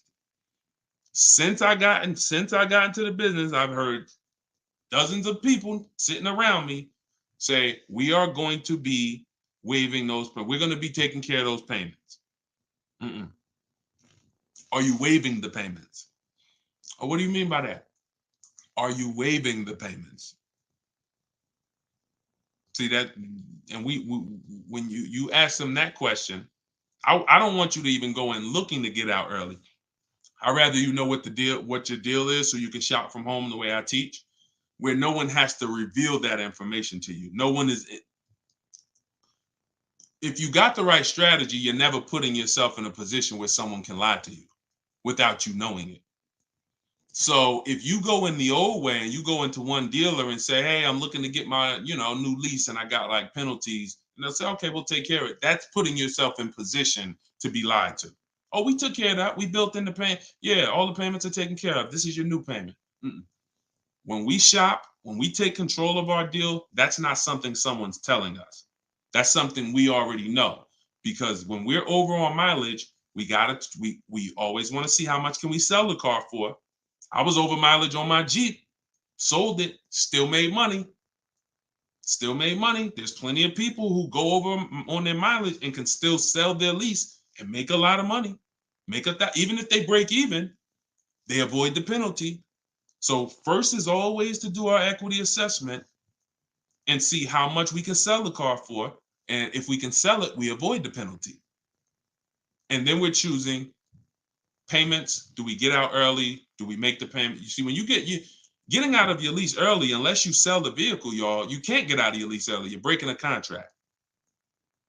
So I don't want y'all I don't want y'all using language or comfortable with language that cost you money, because you've heard people say this for years. Oh, I'm just going to get out of this. No, you're going to get out of it and you're going to pay penalties for that. So because they've taught us, or you've been taught, oh, you can get out, no problem. You call the dealership, hey, you know what, y'all? I bought so many cars from y'all. I know I'm supposed to keep this lease for how many years? It's supposed to be 3 years, Mrs. Johnson. Okay, yeah, but I think I'm ready for something new already. All right, well, when can you come in, Miss Johnson? See, they're never going to say, just so you know, Miss Johnson, if you break the lease, the penalty is going to be, pretty significant, because you contracted for 3 years and now you're getting out. So we're going to have to roll over probably about $3,000 or $4,000 or $5,000 to your new lease. So no, they'll just come in, get you in, and all right, here's your new payment, Miss Johnson. You don't realize that I'm paying $100 more for this car than I could have been paying if I just waited. But because you've been taught to be a payment shopper, it doesn't matter to you.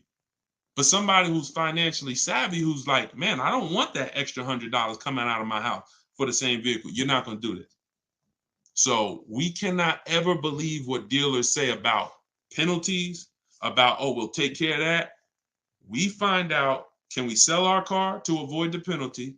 Or if I can't, I either got to pay the payments and get out earlier, or I'm going to stay in it and just take the mileage penalty. That's not a bad idea most times, y'all. Sometimes people will call and say, yo, I'm going over mileage. And I say, okay, well, based on how you're going over, you'll only be over by like 2,000 miles. That's only $500. Oh, I thought it was going to be more than that. Nah, you're going to be over by 2,000 miles. Just, wait till the end. And then when you get your new car, build that 500 into the deal, and that's it. Or just pay the $500. Because very rarely are people, oh, I was supposed to drive 36,000 and I'm doing 100. That's just, wait, something went wrong here. What the heck happened? I can see you were supposed to do 36 and you did 40. You're supposed to do 36,000 miles, you did even 45. Maybe you got a different job. But I mean, how we have to structure our leases right, so that if you know you're a high mileage driver and you take a 10,000 mile a year lease, shame on you. Like, we can't do that. We can't do that. We can, and then some people, oh, I'll just buy it at the end. You're killing yourself. You're killing yourself. The residual value, you're going to put a ridiculous amount of money on those, or a ridiculous amount of mileage on that car, and you're going to buy it in 3 years with 90,000 miles on it for the same buyout price that was estimated from your 10,000 mile a year lease. They estimated this buyout price is for a person who brings the car back with 30,000 miles on it. Here's the price. And then you bring it back with 90 and you pay the same price. Oh, I'm just going to buy it because I went over on the miles. No, killing yourself. You're realizing the loss. So again, this is why we want to be in your life.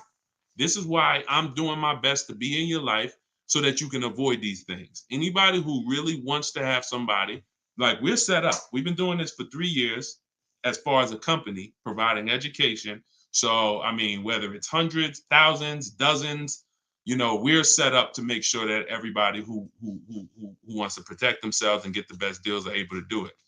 Paula, got my book. Phenomenal. Use it. Everybody that got the book, thank you. I appreciate you, brother. I thank you so much, Lord. I appreciate you.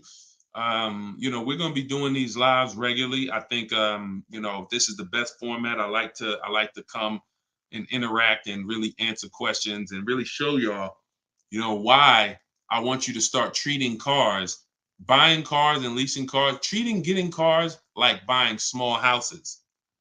Most people treat getting cars like going to Walmart and getting a TV, big screen.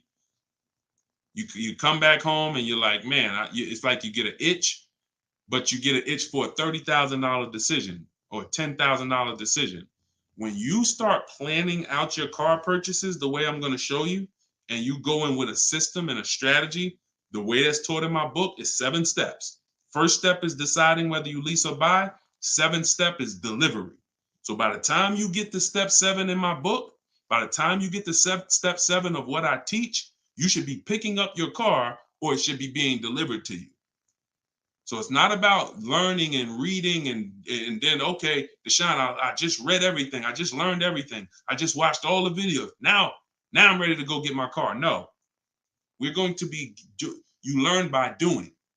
And if I teach you a different way to shop, different things to do, by the time you get your car, you're going to be like, oh, I didn't need Deshone to tell me what to do step 1 through 7. I just needed him to tell me this is step 1, do that.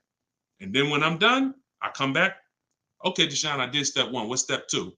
Here's step 2. Do this now. Okay, perfect. Let me go on these websites, do step 2. Perfect. Just did step 2, Deshone. Perfect. Here's step 3. Do this. And we found that has been able to guarantee success for so many people. And that's how they're able to get the same deals that I get. Like this is this lady right here, this young lady, like Taupe. She got a BMW $54,750 BMW, putting dealers against each other. She got it for $690 a month.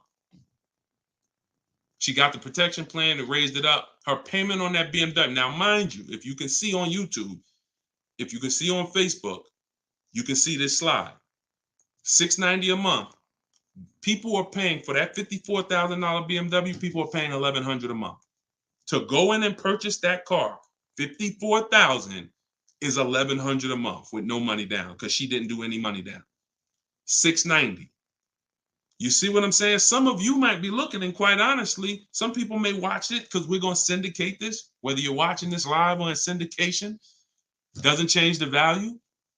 You might be driving that same car, and you might be looking and saying, "Yo, I'm paying $1,000 a month for that car.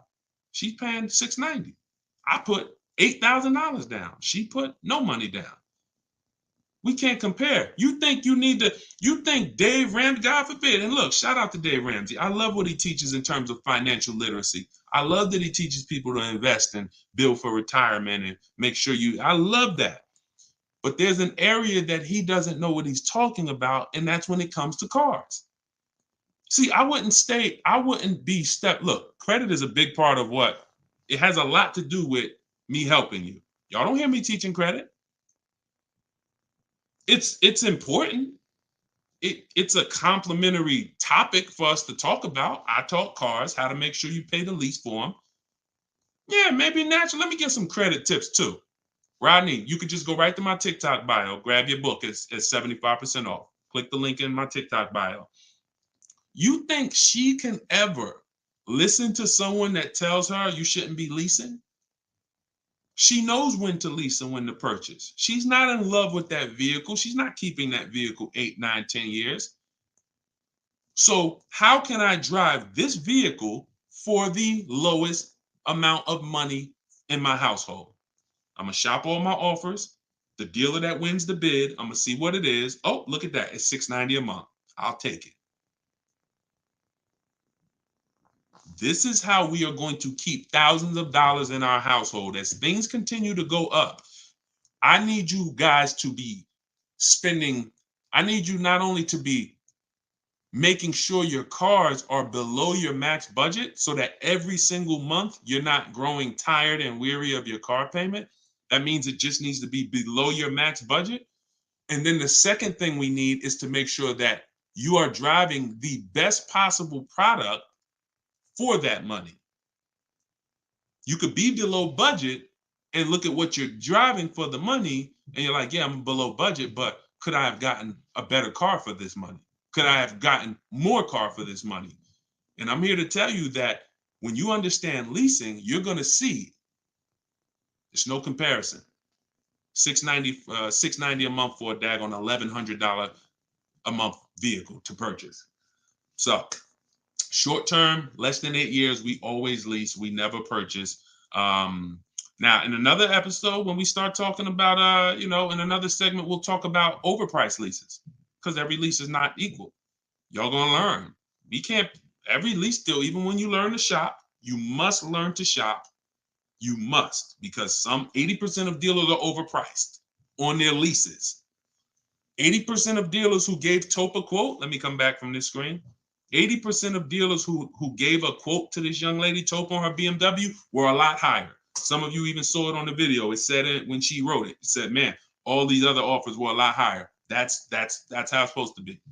So you can't go back and forth with one dealer. You must reveal the best dealer, the best offer through multiple offers. So that's what you do. And you do that whether you're leasing or purchasing. And when you start doing that, you'll understand. That's in the book. That's what I teach. Bids. One-to-one negotiation is dead. I want y'all to eliminate one-to-one from we never do it. Because you cannot do that with any other item and win. You can't do it with jewelry. You can't do it with groceries. You can't do it with televisions. You can't do it with houses. One-to-one negotiations, you lose every time. You must see multiple options, multiple offers, and then we pick the best one. And what you see is that's gonna be done with loans we get, cars we buy, and cars that we sell. We don't trade. So, all right, yeah, this has been great. I need her contact. I don't know what you, I guess y'all having a conversation. I didn't know what y'all needed contact-wise.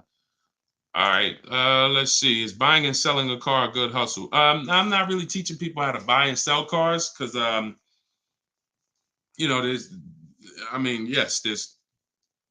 if you want to go into the car business, that's not what I teach. Do I have to log out to purchase the book? You shouldn't have to. Let me try to reset. Let me know if it's still showing a $97 price or if everybody was able to get the 75% off price.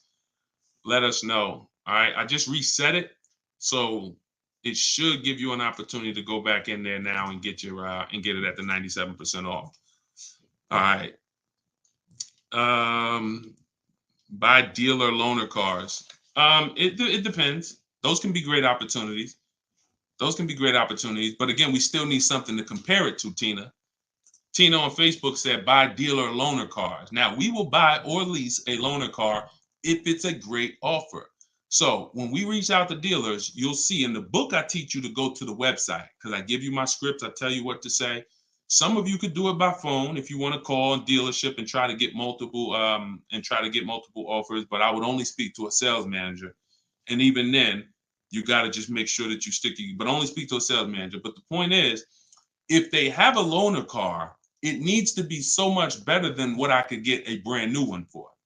So if, for instance, if the dealer that wins the bid is offering me $3,000 off on a brand new one, but a dealer with a loaner car is only offering me $3,000 off or $3,500 off, and it has 3,000 miles on it, I'm going to go with the brand new. But if I don't have anything to compare it to, then I might think 3,000 off is a good offer for the loaner car. See what I'm saying? See, price assurance is when you guarantee. I want y'all, listen, if you want price assurance, type PA in the comments. You want this every time you make a deal. Price assurance means I guarantee that I paid the lowest price that I could have paid. That's called price assurance. I want you to understand, some of you have been, though, is that possible with cars? That's what I want you to move from now on. I never want you to make another car deal without price assurance. How do you get price assurance? Multiple offers. It's the same way you get price assurance when you're buying groceries, when you're buying, spaghetti sauce. I saw enough offers to know there was nothing out there less. Not, I went in, I looked at one brand and said, I gotta have it. I like those.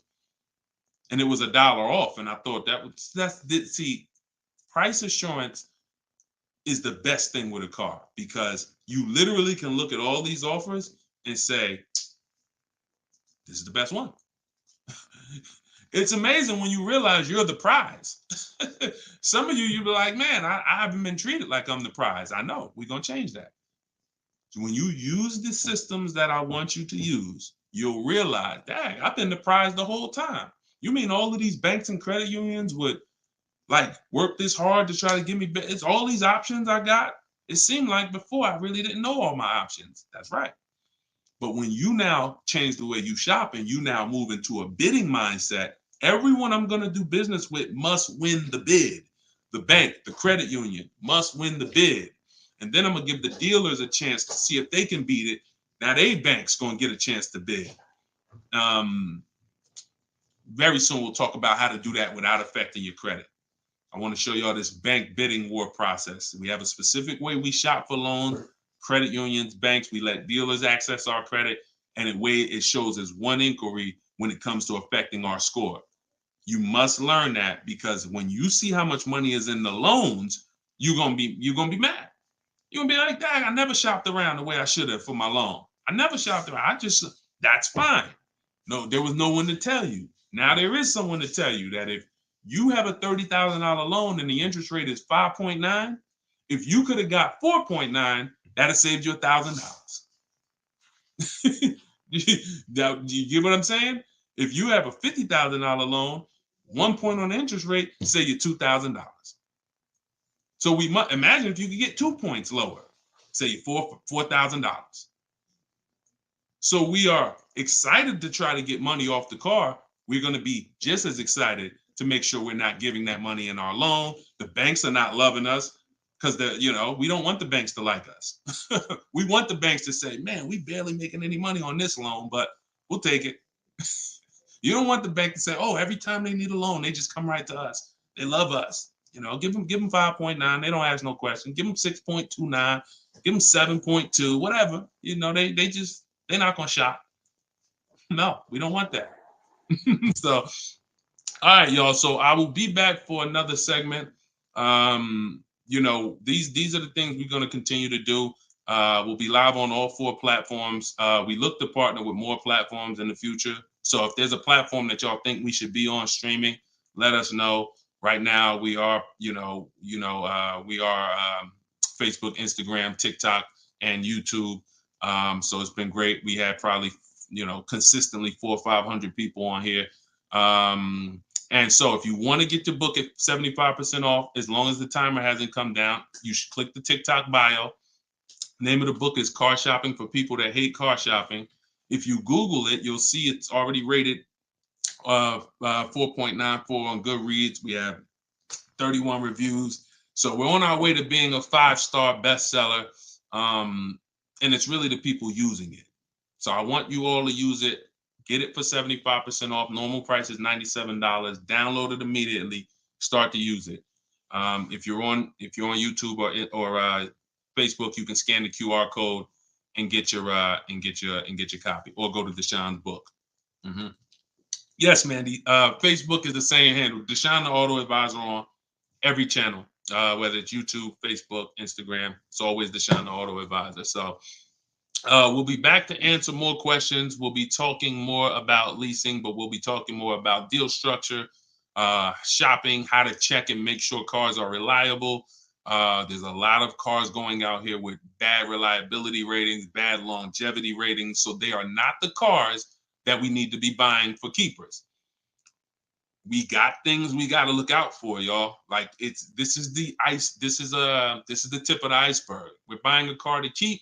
You know how many people have bought a car, it wasn't quality, we didn't check longevity. I thought I was going to keep it 8 years, 10 years, but car started giving me issues, transmission issues at 80,000 miles. I didn't know that. We got to make sure we're checking these things. We got to make sure we look into every, so we'll break this down step by step. I'll be going over my system, my 7-step system, and just going deep with pieces of it and answering you guys' questions. Borrow against your money in the bank. Yeah, that's fine. Whatever gets you the biggest net return, Tina. She said, I don't get loans. Borrow against your money in the bank. As long as, just whatever gets you the best net return. I'm just here to tell you that interest isn't the only loss on money. Opportunity cost is a loss when it comes to financial. If you were taking a class on finance, opportunity cost is real. If I could have put my money in something and made 10% on it, but my money was in a car and I didn't have that money, and that money is losing me 10% in the car. So let's just say I put the 20 grand in the car, and then every year that 20 grand is worth 2,000 less, then I'm losing. It's a negative 10% return every year on that 20 grand. When I could have had that 20 grand somewhere getting me 10%, use the bank's money at 4%, and now I'm still at a net positive when it comes to, am I richer at the end of the year? Am I richer at the end of the month? So I just say that to say we've been taught when it comes to finance, we just talk interest. Oh, I don't want to pay interest. I don't want to pay interest. But I'm here to make sure everyone knows the total package of why people who don't pay cash for cars, who could afford to, who literally can write $100,000 check for anything they want, why they don't. See, I'm not interested in, I'm interested in why the people who could pay cash for cars choose not to. And it's not what you've been taught. Some of it's not because, they just love debt. Now, these people have paid off houses. So these are the things that we're going to be talking about. So, and again, all in my book. If you want it all in one place, grab your copy. But yeah, this was a great segment. We will certainly be back. Always a pleasure. And just make sure you're subscribed so you do get notifications when we go live. Make sure you're subscribed on TikTok. Make sure you're following so that when we're live, you can jump on because we're going to be doing this a lot. All right. I'll see y'all soon. God bless everybody.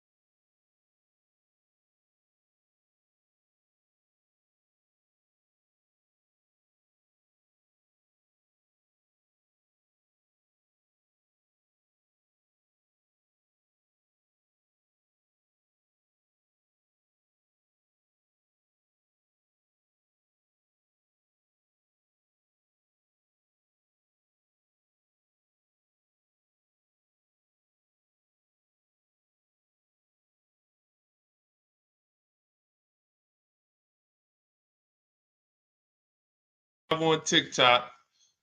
All right. This is our first time going for everybody. So I think we're hold on, let me hit Instagram. See, but then when I come here, I hit go live. Okay, here we go. We're good. We're good. I think we're good on all 4 platforms for the first time. Listen, if you are car shopping now or in the next 12 months, I want you to type me in the comments. No matter where you are, I want you to type me in the comments. We are live on Instagram, YouTube, Facebook, as well as TikTok. Good to see you, Colette. Good to see you, Andrew. After you come in, we haven't done this in a while because I'm just getting back into going live. But if you've been with us for a little bit, you know we do a roll call. Where are you checking in at? Good morning, good afternoon, good evening, depending on what time. I see you, South Carolina. Okay. As you come in, if you're on TikTok, could you hit the like button and just, let TikTok know that we're going to be spending some time here. We're going to be talking about some serious money as you come in. If you could like the broadcast, if you're into financial literacy, this is the Auto Advisors. Like this, the name of this segment here is the Auto Advisors. We're going to be doing car Q&A. If you don't know me, this may be your first time seeing me. My name is Deshone. I'm publicly known as Deshone the Auto Advisor. I spent 14 years in the car business before I left in 2020 to focus on teaching people. I see we got Jacksonville, Florida. We got Houston. Okay. We got a couple hundred people on already between all the platforms. We have Philly in the house. I see you. As you come in, just get your questions ready. What I'm going to be doing is going over various topics and doing lots of Q&A. So we're going to be spending this time that, y'all going to hear me go from things like leasing versus buying to things like structuring your deal and budgeting, all with the goal of helping you get below market car deals. So as you come in, if you could tag somebody, I promise you, here's what's going to happen. If one of your friends finds out that you've been following me, following the channel, using what we talk about over here to save money on cars, and then you didn't tag them and they find out later, man, I found this guy, Deshone, he's on, and you're like, hey, yeah, I've been following him for years. And they're like, man, why didn't you tag me? Why didn't you share the wisdom? So I want you to definitely do that. And I guarantee your friends will thank you. So as we come in, let's get ready for Q&A. I just want to make sure I did all the housekeeping. My new digital book, Car Shopping for People That Hate Car Shopping, is on sale right now. It's 75% off for our launch, so it will be 75% off the whole time that we're on. If you're seeing this video, you can go to deshonsbook.com, get your copy for 75% off. It's a digital book, and it's digital for a reason, y'all. It must be. I got links in there. I got links to scripts that you're going to be using. I don't want you guys having unpredictable car buying experiences. I want to see you having very predictable, controlled experiences. And in order for you to do that, you have to know what to say. And so I'm going to be talking about all of that. We'll be talking about all of this while we're on. So let's get to the Q&A.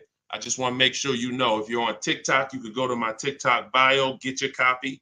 It's on sale for a couple minutes for 75% off. And then if you're on Instagram, you could go to my bio. If you're watching online, you can go to Deshone's book, or you can scan the QR code. All right, so let's get into it. Let me just make sure I can see the comments on Instagram. Let's see if I go live here. And okay. Can you talk about, this is Kira from TikTok. She said, can you talk about turning in a lease vehicle to another dealership to lease their vehicle? Very good question. We don't want to turn in lease vehicles without making sure we can't make any money on them. Some people have asked, do we have equity in every car? Equity is not in every car, but you do need to check if you have equity before you return your vehicle. Here's how we do it. We're going to call our bank. We're going to get our payoff. We need to get our payoff. You don't want the residual value, because the residual value doesn't include any payment you have, anything. You need the payoff. And what that's going to do is tell you the price that you could buy the car for. Now, there's a customer payoff. Can we light up the likes on TikTok, please, so we could get some attention and let people know we setting people free financially. If you're on YouTube, if you're on Facebook, if you could like the broadcast and tag somebody, I promise they'll thank you. So the first thing we're doing, y'all, we're never returning our leases. We are never returning our leases without doing an equity assessment. We got to check to see if we have any equity in our vehicle. We get our payoff. And then we're going to get at least 5 cash offers. At least 5 cash offers. What does that look like? That means you're getting offers from Vroom's out of business. Driveway, you're getting offers from, and I'm gonna tell you, when you do this, if you are selling a lease, you must put no when it asks, is the vehicle a lease? You must put no. I'm gonna tell you why. The way these companies are set up, they're set up to buy vehicles. But in 2022, 2021, when they saw us making all this money selling our leases, a lot of the auto companies got the banks implemented what's known as a third-party restriction, which doesn't limit if you can sell your vehicle. It doesn't. It limits who you can sell it to. So we got to ask our banks, do I have a third-party restriction? And the way these buyers' websites are set up, the ones I just named, the Driveways, the AutoNations, the Kelly's Blue Book Instant Cash Offers, these are people who literally inspect your car, give you a check the same day, CarMax, Carvana, and we must get offers from all of them.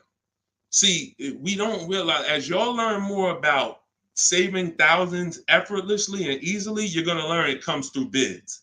It comes through bids. It doesn't come through giving one person an opportunity to buy your vehicle. We must get bids. When we let the market bid on our vehicles, we're going to win every single time. We're never going to worry about if we overspent. We're never going to worry. This is all in the book. So everything I'm teaching y'all on this live and in my free vid, it's all in my book, step by step, 75% off, get yours. But you have to know exactly what the market will pay for our vehicle. We must know that, and that's very easy to do. Going to these websites, getting these offers. Their offers are really good. They put their best foot forward. Sometimes the dealerships, which are Kelly's Blue Book, Instant Cash Offer, AutoNation, they might try to, what they're trying to do is put a number online and see if they can stand by it. So we got to make sure we're very accurate when we tell people how much, what the condition is of our vehicle. But then we're getting offers. So if you get those offers, y'all, and you see that those offers are $1,000, $2,000, $3,000 more than your payoff, then that means you have equity. If it's $4,000 or $5,000, that means you have equity. And here's what you got to know. The customer payoff for our leases, when we're done, we're still talking about answering this young lady's question about what the lease in process is. She asks, should we return a lease and lease another vehicle from the same dealer or a different dealer? What I'm trying to tell y'all and get across to y'all is all of our transactions from now on, who we sell our car to, that's going to be different than who we buy our car from. See, y'all know that the car business has programmed us to give the dealership 3 transactions. We're going to buy a car from them. A lot of times we're going to trade our cars in, and then we're going to get our financing from them. What I'm telling y'all is, as you use what I teach and you really want to save thousands and thousands and guarantee your best deal, if you want to guarantee every time you get a car, it's your best price possible, type me in the comments. If you want to just type a G for guarantee. I want to know every time. In order for y'all to do this, we got to start separating our transactions. So I see you, Terry. I see you, Israel. I see you. Okay, so we all type in G's. This is what we must do to guarantee that we got the best price car. I see you, Father of Legends. I see you, Johnny Martinez. All right, we live on every platform. So when we are shopping, when assessing our equity is the first thing we do after we decide if we're leasing or purchasing. I'm telling y'all that in the steps of car buying, we got to know what order we do things. It's just like baking a cake. If we put the eggs in first and then we put the milk, and it said, no, don't put the milk in until, I don't know, you've let the thing sit for 10 minutes. You just put the milk in, it's not going to be right? So order is important. Shout out to the sharers. I appreciate it. And listen, I appreciate everybody who shares. I appreciate everybody who helps us spread this message. And in time, we're going to do something great for the sharers, because we can't do this without y'all telling people about it. So this is the equity assessment. We don't worry about what car we're going to buy yet. We don't worry about who we're going to get our loan from yet. Here's why. Until we know what our equity position is, we don't know what we're doing.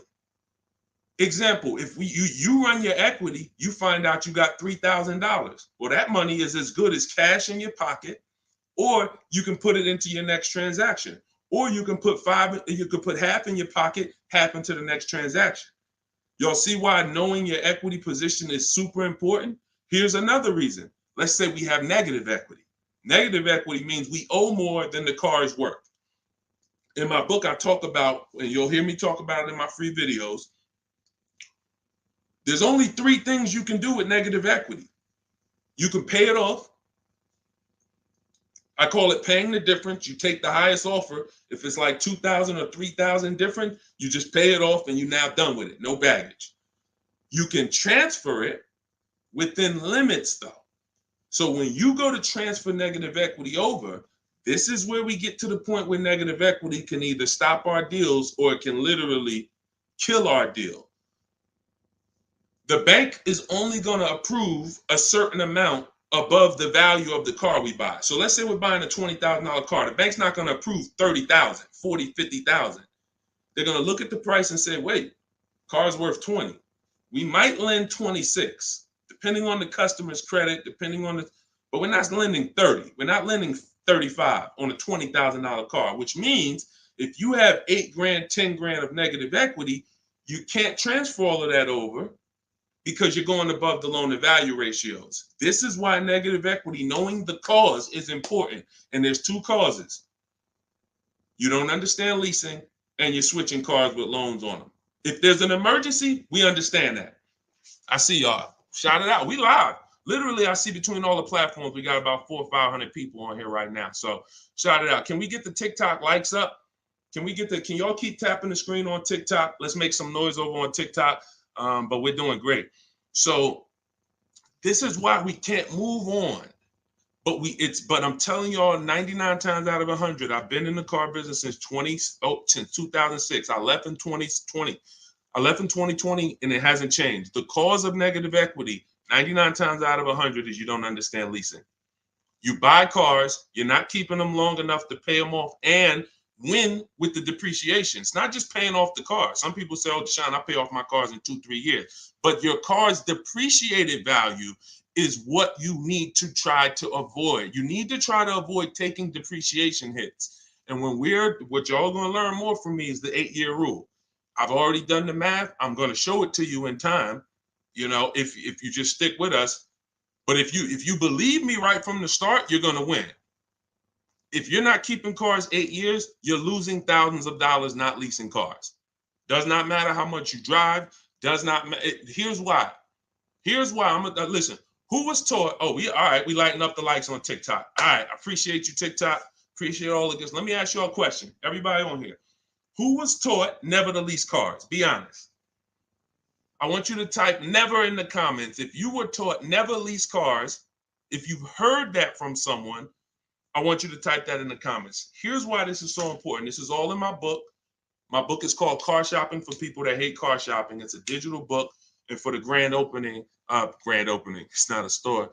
For the launch of the book, the official launch, we're doing 75% off for everybody. So you could go to my TikTok bio, you could go to my Instagram bio, you could go to deshonsbook.com, or you can scan the QR code and you can get your book for 75% off for a couple minutes. So we have a lot of people who were taught never lease a car. Never lease a car. Let me tell y'all how much. I'm going to give you a little sense on how much that's cost you. And then, we'll go deeper. Everybody, let's say you're a person who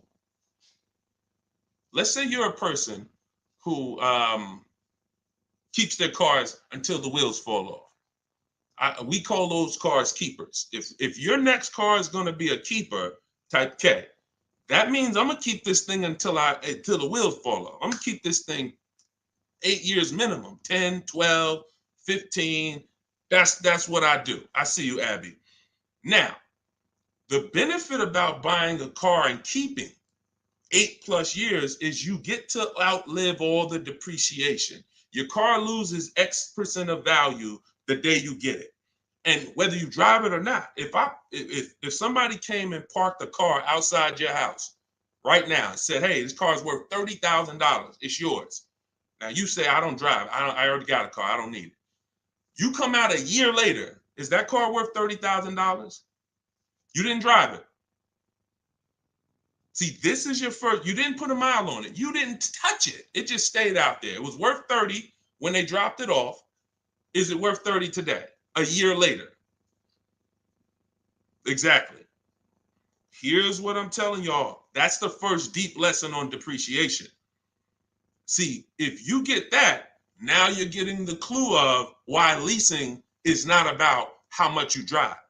People who say, "Oh, I like to drive as much as I want to, so I buy my cars because I don't want to pay for the mileage."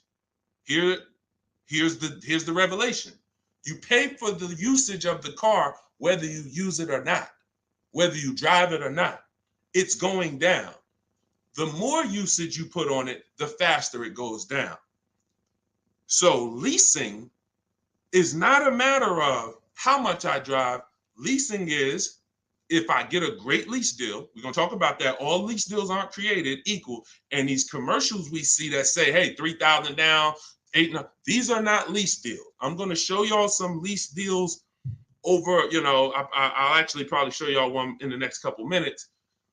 Great lease deals are not advertised. They're made in secret. No one really knows about them. The great lease deals are not advertised. Great deals are not advertised. Great deals are not advertised. So you can't judge the lease pricing by what y'all see in these commercials, or it's not going to make sense to you. But when you get great lease deals, it is no comparison. The name of the game is, will I pay less with a great lease deal in depreciation than I would pay if I purchased that car? That is the name of the game. And when I look and see, all right, if I get a great lease deal, I'm only paying 30% of the car's value, 35, 40%, 45%. But if I bought that car, regardless of whether I pay cash, regardless of whether I got a loan on it, the asset, the value of the car is going to go down by more than that. So what we're doing when we're leasing versus buying is we're trying to hedge against depreciation. We're trying to acquire a car that says, based on how I got this car and the price I'm paying for it over 3 years, it's thousands less than if I would have went and purchased that same car and just took the value of the depreciation. And this is what I'm telling y'all. They've hid you can't understand this when you're just tied into payments. And a lot of you know, payments have nothing to do. Some of you who are a little bit more financially savvy, payments have nothing to do with the deal on the car. If you don't know that, you're going to learn that the more you hang out here. Payments have nothing to do with the price of the car, the deal on the car. That's just the financial tool. That's just what you've attached to the asset. If you go and you overpay $10,000 for the car, doesn't matter if you got a loan on it. Doesn't matter if you did no money down. You overpaid by $10,000 for the car itself. That's focusing on the asset. So leasing, y'all, is for people who don't keep their cars more than 8 years. It's that simple. If you do not keep your cars more than 8 years, you cannot outlive the depreciation that the car is losing. The money. You go out, slap 30 grand into a car. That car is losing money for you every single month. So you're trying to say, is there another way I could get a car where I'm not paying this kind of money? If I'm losing $500 of value every month in my car, is there a way that I can lose less than that? And what I'm going to show y'all is leasing is just the way. So these are the first two steps. The young lady asked the question about returning her lease, but I want y'all to know that that's step 2. We assess, can we make any money on our deal, on our old car? And then, but the first thing we got to do is decide buying versus leasing. Leased alone, Good Time said, leased alone car was good. Welcome to everybody that jumped on. My digital book, Car Shopping for People That Hate Car Shopping.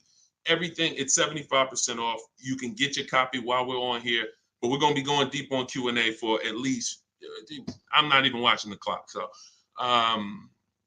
just go to my TikTok. I don't think you're going to leave the broadcast either. If you go get your copy, go to my TikTok bio, go to my Instagram bio. If you're on Instagram, wherever you're at, if you're on YouTube, scan the QR code or go to Deshone'sBook.com and get your copy so that we can go deep on this. I don't want you trying to just remember everything that I'm teaching. I want you to have a reference point, and it's affordable for everybody. It's normally $97.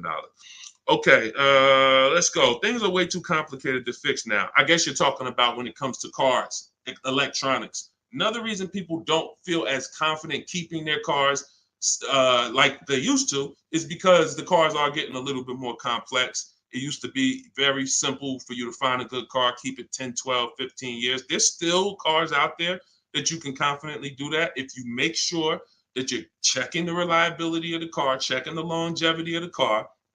We do this on Google. We have to make sure the cars we're buying are good cars.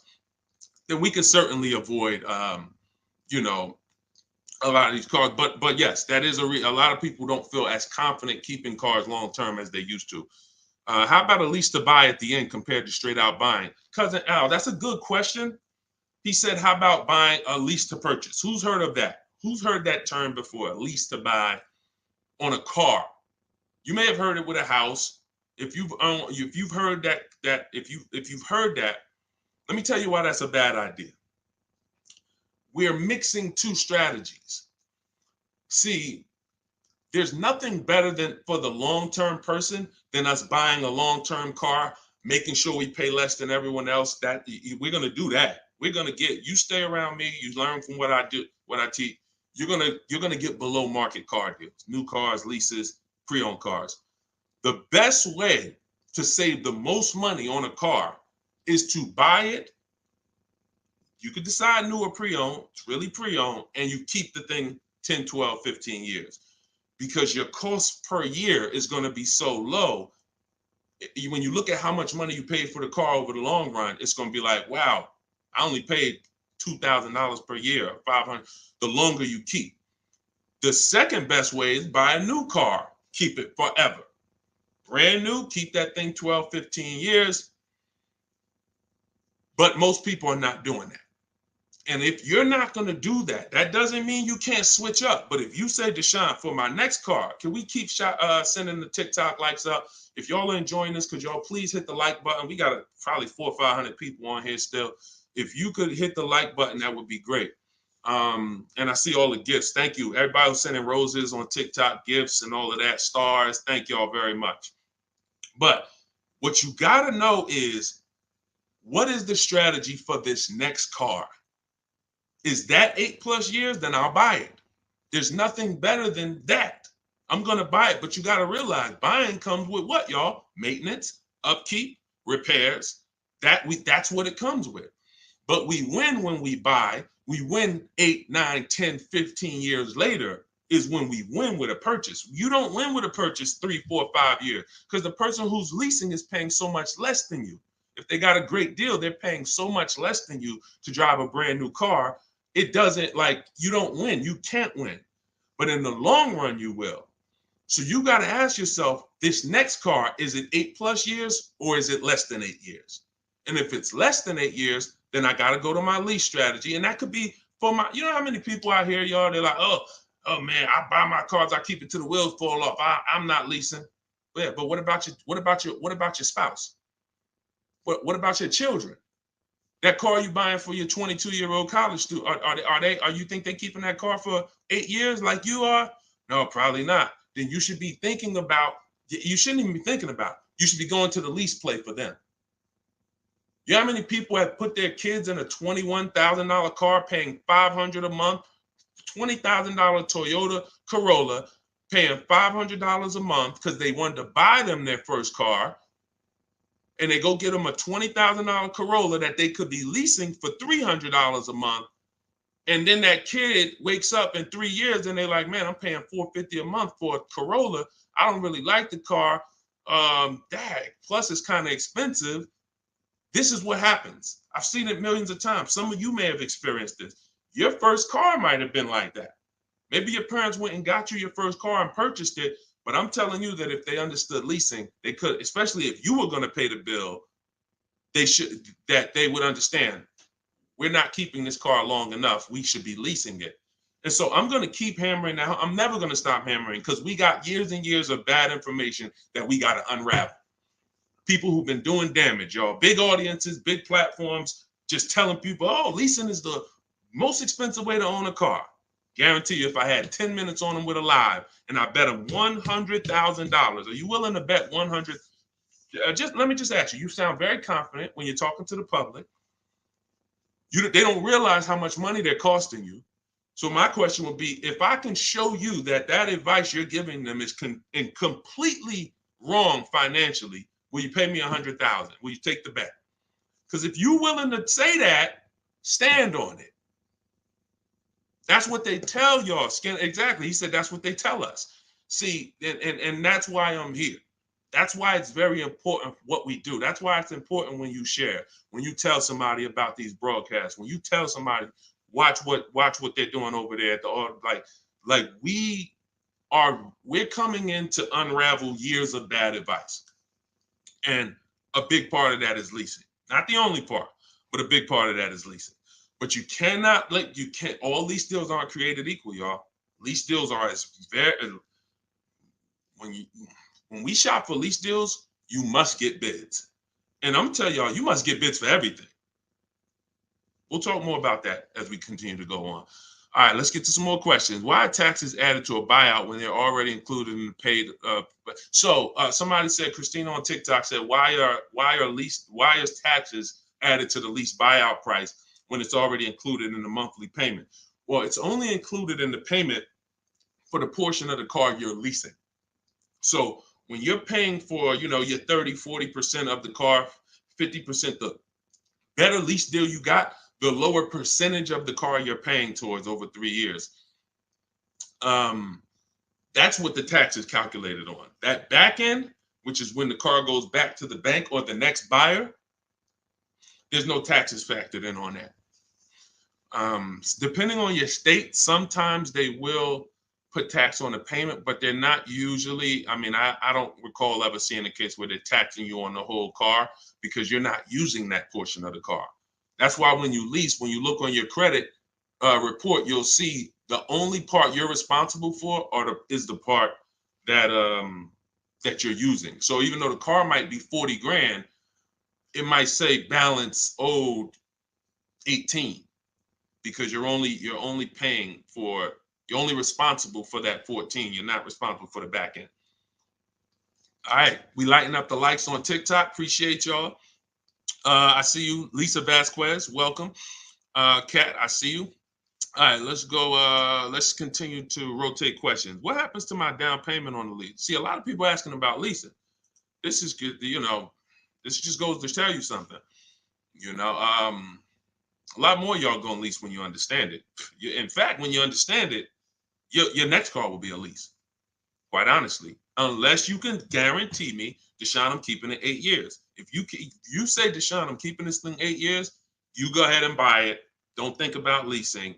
Go ahead and buy it. But if you cannot confidently say I'm keeping this car at least 8 years, and you're gonna learn, I'm gonna do a upcoming show where I show y'all my screen. So if you're on TikTok, make sure you're on YouTube or make sure you're on Facebook. If you're on Instagram, because y'all are not going to be able to see my computer screen when I actually go deep and show everybody, my screen and we compare. I'm going to show you all the numbers because I'm not going to sit here and I don't want y'all thinking this is my opinion. This is by the numbers.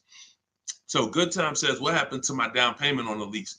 So you should only do a down payment on the lease after you've already verified you got a great deal. Pay attention. This is very important. Once you down payments, y'all, never come into play until we verify we got a great deal. This is all in my book, Car Shopping for People That Hate Car Shopping, my digital book. You can download your copy. Go to deshonsbook.com. It's 75% off for a couple minutes. You won't leave the broadcast, but I don't want you to miss the opportunity. The book is great value at $97, but for our official book launch, we're doing 75% off. So you can scan the QR code or go to my Instagram or TikTok bio. Get your 75% off book. So when you are doing the down payment, whether you're purchasing or whether you are leasing, it's critical that we verify we got a great deal on the car before we ever talk about payments. This has always been. How many of you have had this question? You're looking at a car and they say, hey, what do you want the payment to be? What's your goal? What's your goal for your payment? Type a $ if you've heard that question. What's your goal for the payment? Thank you, Say What. I appreciate all the compliment. I appreciate it. If you've heard that question, type a $. What do you want your payment to be? What's your payment goal, right? Here's why that's not important. And here's why you never feed into that. If you feed into that, you run the risk of focusing on the payment structure and not the price of the car.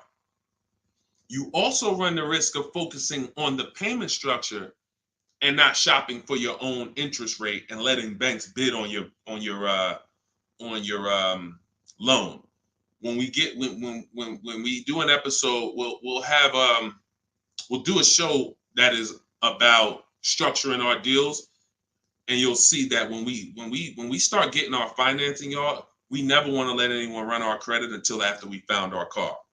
Because what people are trying to do, y'all, is they're trying to run your credit and they're trying to give you a time limit. Now you have a hard inquiry, but you also have a time limit to go find a car. That's not good. They might give you 30 days or 45 days, 90 days before the approval expires. It's usually 30, 45. That's a problem because now we're out there rushing. But when it comes to down payments, we are only structuring our deals after we found our car. So I teach you how to get bids on your lease. Get bids on your lease, get bids when you're buying a new car. Once you find the dealer that gives you the lowest bid, now you come in and you see how you want to structure the deal. You must get bids first. And the way we shop for leases, I'll tell you about how we shop for purchases too, but the way we shop for leases, we must get all these offers because there's so much money that could be hidden in a lease. It's ridiculous. People would love for y'all to come in and lease and come in and say, oh man, Deshone said, I'm gonna start leasing. Now you go in and they structure you a lease deal. It looks better than a purchase, but it's still not a good deal. So that's why we gotta know when we are shopping for leases, we are always shopping offers with, here's how you shop them. This is in the book, but if y'all want to try to remember this, be my guest.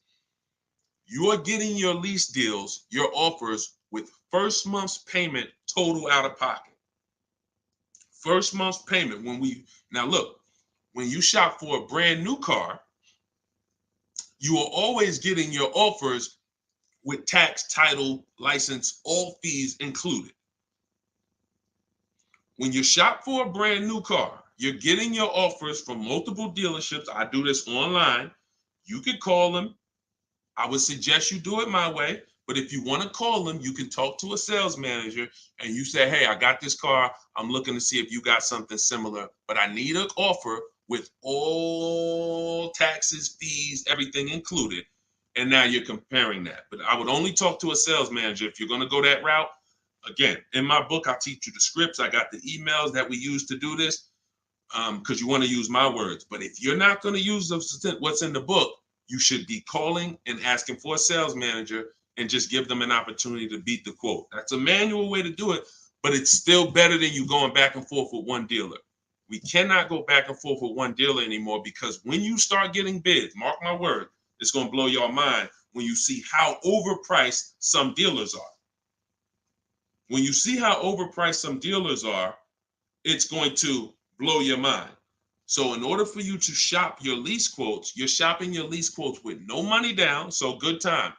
When you talk about what happens to your down payment on a lease, well, you're not putting your down payment down until you got a great lease deal.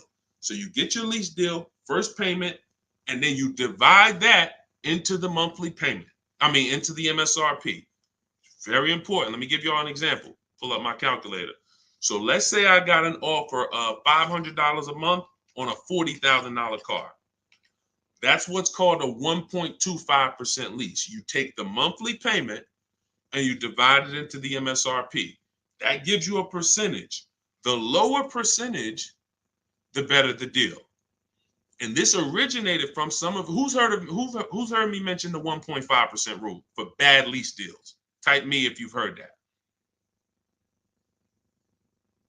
No, you don't have to tell them you're pre-qualified before you go. It's not even a question. We're just shopping for the price of a car.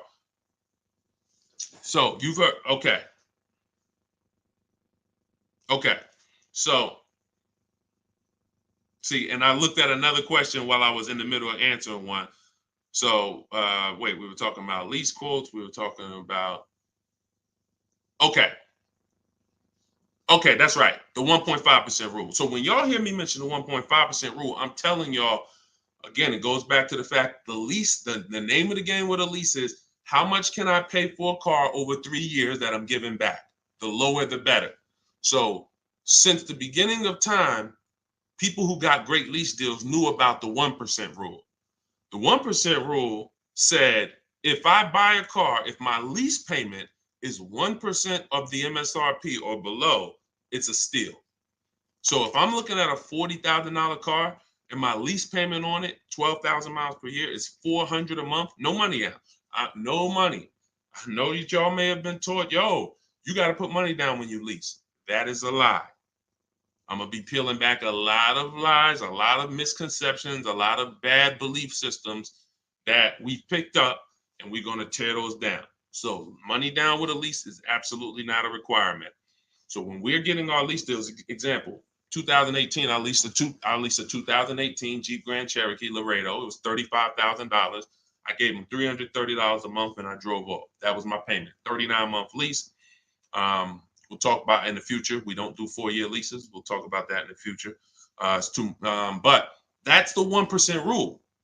1%. Now look at that. Think about value, y'all. You drive off the lot in a brand new $35,000 car, and you're paying $330 a month. That's under 1%. So these are steals. I call these steals. You ever see a lease deal like that? It's not a deal. It's a steal. Now, in order to get that type of deal, you need a great lease program. So we can't. So it's not just like, oh, every car has a 1% deal. No, if they don't have a ton of rebates, if they don't have a good residual value, if they don't have a good rate, then it's not going to happen. But in the long run, we can't control that. All we can control is how we're going to shop. And the way we shop is get your first month's payment. Is you tell every dealer, give me a quote with first month's payment, and put all the taxes and all the fees into the monthly payment. And then you let me know what that is. And you have to know the MSRP, because you divide that monthly payment into the MSRP, and that's going to tell you the percentage. If you see 1.35, 1.45, 1, these are good deals, really good deals. We still need to compare, because I got people who are getting, look, if we don't compare, you could be in trouble. You don't want to just take a deal. There are people who think, oh, I thought a 1.25 was a great deal, and then I end up getting 1.1. You know, so we can't ever assume what's a great deal. We just have to know what a bad deal is. That's over 1.5%. They got me on one of my last leads. Listen, good time. Don't feel bad, man. It is something a lot of people are going to discover the more you work with me, that you have overpaid. But there's been no one to tell you. So there's been no one to tell you. So 1% still, 1% 5 is the max. Exactly, K-Dub. That's the exact formula and ratios we use for measuring great lease deals. 1% or lower is a steal. Between 1% and 1.5 is a deal. That's great value compared to purchasing. So when someone drives off the lot with a great value lease, 1.25, anything under 1.5, they're paying less than someone who purchased. They're paying less than someone who purchased. Once you get above 1.5, you're now going close to spending the same amount as the person who bought the vehicle, which we don't want, which we can't do. We eliminate the benefits of leasing. And some lease programs y'all are going to see are bad. You shop multiple offers and the lease programs are bad. We can't get those leases. I will never co-sign, because leasing is a value play. I will never co-sign you getting a car because you like the car a lot and overpaying for a lease, because the lease program is bad. Sometimes, I want a Range Rover Velar. The lease program is bad. All right, well, I'm going to go get a Genesis GV870, And then, you know, maybe in 3 years, the Range Rover lease program will be good. But right now, I'm not going to do it because no one loves a car that they're leasing. You always just like it. If you're leasing, you're switching cars every 3 years. You don't love anything.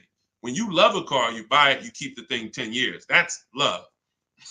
But typically, a person who's not keeping their car long term, you get, you know, you 3 years, you're like, okay, I could get another car. 5 years, you know, people who buy cars to keep, they don't think like that. Like, they ain't even looking for a reason to get rid of it until, you know, transmission goes out.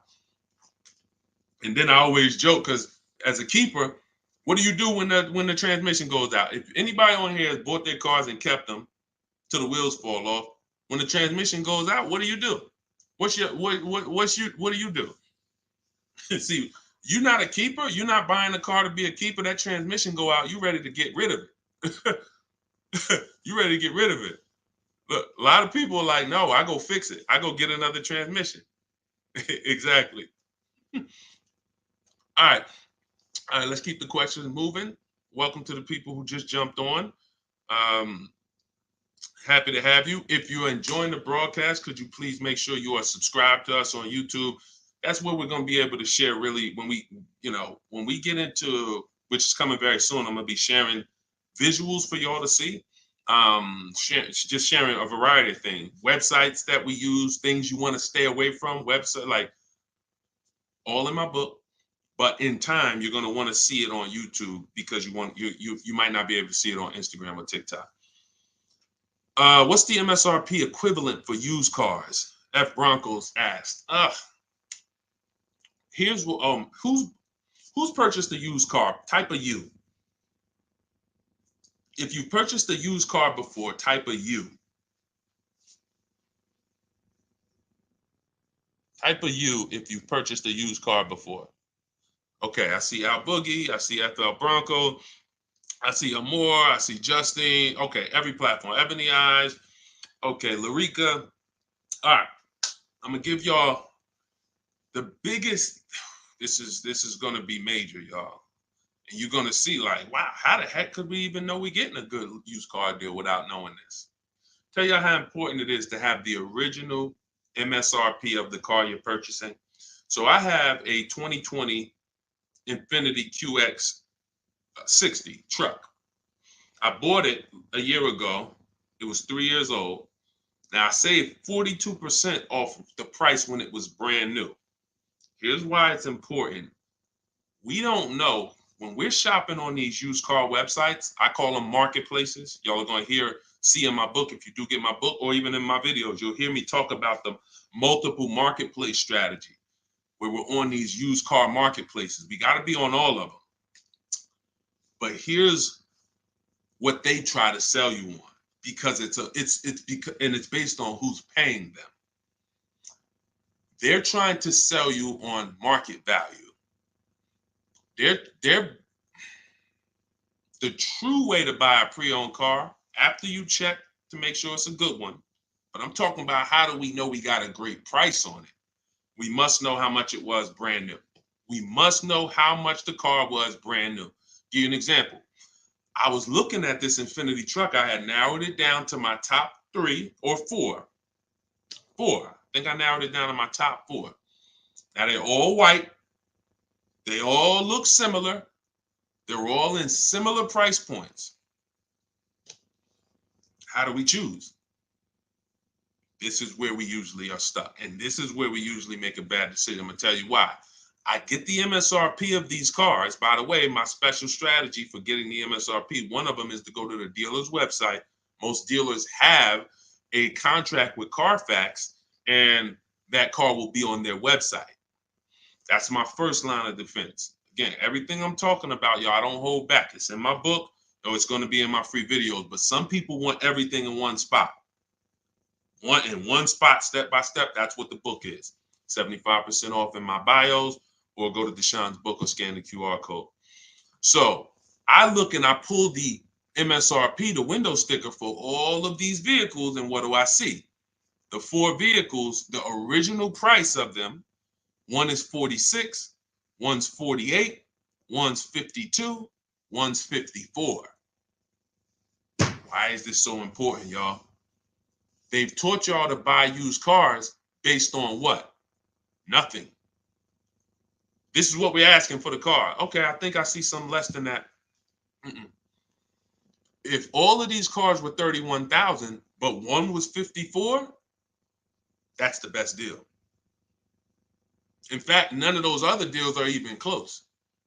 That car right there has more packages in it, more equipment in it, special features in it. Those other cars don't. So the percentage of the discount that I'm getting off the car is higher here. Does not matter what the dealer's asking for the car. See, we've been taught you go and you focus on trying to get the dealer's price down. That is true in some cases.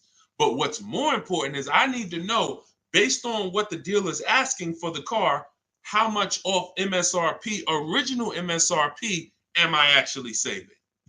Is it 30%? Is it 40%? Because I might look at this car here and yeah, they might be asking $1,000 less for it, but the original equipment in that car is $5,000 less equipment.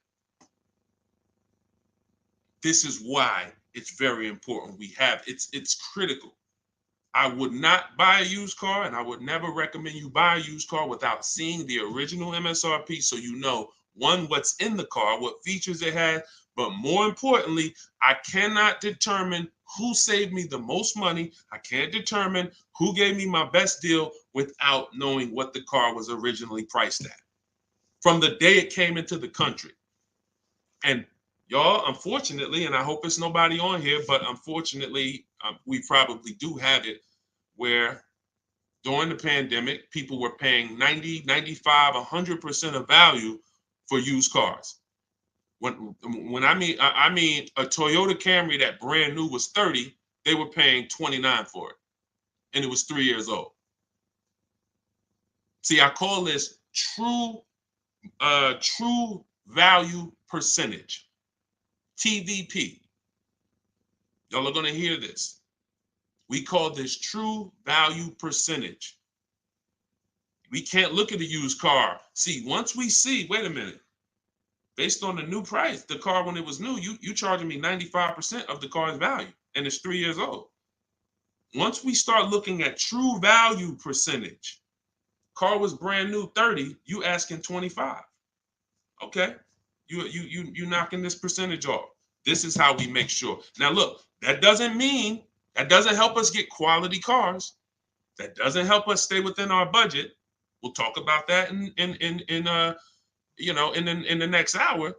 Because what I'm going to be doing is I'll be doing these shows throughout the day in hour segments. So what you'll see is every time I come, we'll do if there's something that we want to tie up, we'll try to do it in both hours. Again, it's very tough to go over all things and then do Q&A and just get it done in a couple minutes. So some things may continue to the next hour, but once y'all get this, it doesn't change. So although, some of this might be brand new to you. I'm sure it is for a lot of you, having a system for how you shop, boundaries. But once you see how this thing works, it doesn't change. That's why I could write a book. That's why I have a library of videos that are step-by-step. The step-by-step version of my book is the Cars from Home video library, because I know we're so ahead. The car business is so old. I don't have to worry about this changing in the next year, 2 years. If anything, like Vroom went out of business, we adjust that. I might adjust that one section because Vroom's not in business anymore. But the way we teach you to purchase cars to guarantee you pay less than everyone else, to guarantee you save the most money on your loan, to guarantee you get the most money for your old cars, that's not going to change because we are just too far ahead of what the car business is doing. Welcome. Blessed said, I'm new here, been watching your shorts. Great job, homie. Good looking out. Appreciate you, man. Thank you so much. If you're not subscribed yet on YouTube, could you make sure you subscribe? Everybody who's on any other platform, if you could subscribe to us on YouTube, that's where we'll be, able to put a lot of our widescreen stuff so y'all can see. We're gonna teach, but what y'all gonna see, even in the book, it's not teaching and then you're trying to memorize it. It's just shop different, When you shop different, you'll see, oh, this is a better way to shop. And then you're going to learn by doing. It ain't learning by memorizing. Hey, thank you, Sonny. Said, just purchased my ebook. Thanks for sharing. My pleasure. Everybody could get it for 75% off in my TikTok bio or my Instagram bio, or you could go to deshonesbook.com or scan the QR code, no matter where you're at. Let's see. I'm new here, but hold on. I got that. Hold on. Let's go. I still can't see the questions on Instagram. For some reason, I can't see the questions on Instagram. We got to figure that out. Now, here's what I will say. If you stay on long enough, somebody's going to ask you a question, because a lot of you, it's going to surprise you, but I know it. We've been working with people long enough to know a lot of you have the same situation, literally. So you stay on, even if you don't, your question doesn't get answered, you'll hear somebody that's, oh, that's the exact same situation that I'm in. Josie said, I really need help. I'm interested in buying a 2001 H1 with 70,000 miles, 75,000. Should I go for a 40,000 of 50K? I don't really understand that. I really need help. I'm interested in buying a 2001 H1 with 75,000. Should I go for 40 or 50K? So I'm guessing you're saying I'm buying a 2001 Hummer with 75,000 miles, or either is that asking price is 75,000? Should I go for 40 or 50K? No, we go for whoever wins the bid. See, we can't get into, here's where this could hurt us sometimes.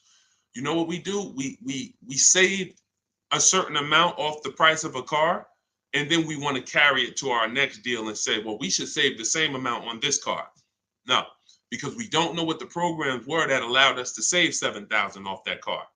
And I'm talking about new. Pre-owned cars, this is different. Pre-owned cars, you go to the market and you see who has the lowest car for the money. So we're not going local. It's two favorite words, y'all. And some of you, let me see who's been with me for a minute. See if anybody knows. What's my two favorite words when it comes to saving money? And again, this is, I haven't been live and we haven't done this in a, does anyone remember favorite words? Y'all wouldn't know on YouTube, I don't think, unless I used to say this a lot on TikTok. Oh, Alicia said they got kicked out of Instagram. Okay, so come on over to TikTok. All right, it still says we got a lot of people on Instagram, but that's good to know. Okay, we'll check that out. Does anybody remember my two favorite? All right, anyway, I'm gonna tell y'all, and now y'all will know this going forward. And I want these to be your two favorite words: multiple offers. Multiple offers. Very important. When I tell you, when you make multiple offers your two favorite words, you are going to save so much money. It's crazy. So I'm not buying something and there's only one of them out there. I don't have anything to compare it to. That'd be like me walking into the grocery store and I want chips. I really want some barbecue chips. And I go into the aisle and it's only one brand of barbecue chips. Wise Barbecue is the whole store. Now, I don't know if they're charging me a good price because I don't have anything to compare it to. They might say, oh, bag of chips, $4.99. Is that good or not? Well, we don't know. But when I see all the other options, same thing with spaghetti sauce. I need to see all the options. Same thing if some of y'all were buying a TV. If you had to buy a TV right now, if you had to buy a daggone 100-inch TV, are you worried about overpaying for it in this day and age? No, because you know, man, I'm going to go to Amazon, I'm going to go to Best Buy, I'm going to go on this Walmart.com, and by the time I see some options and see what they pricing at, I'm going to be able to choose the best one in 10, 15, 20 minutes, right? That's what comes through. That's price confidence. That's called price confidence.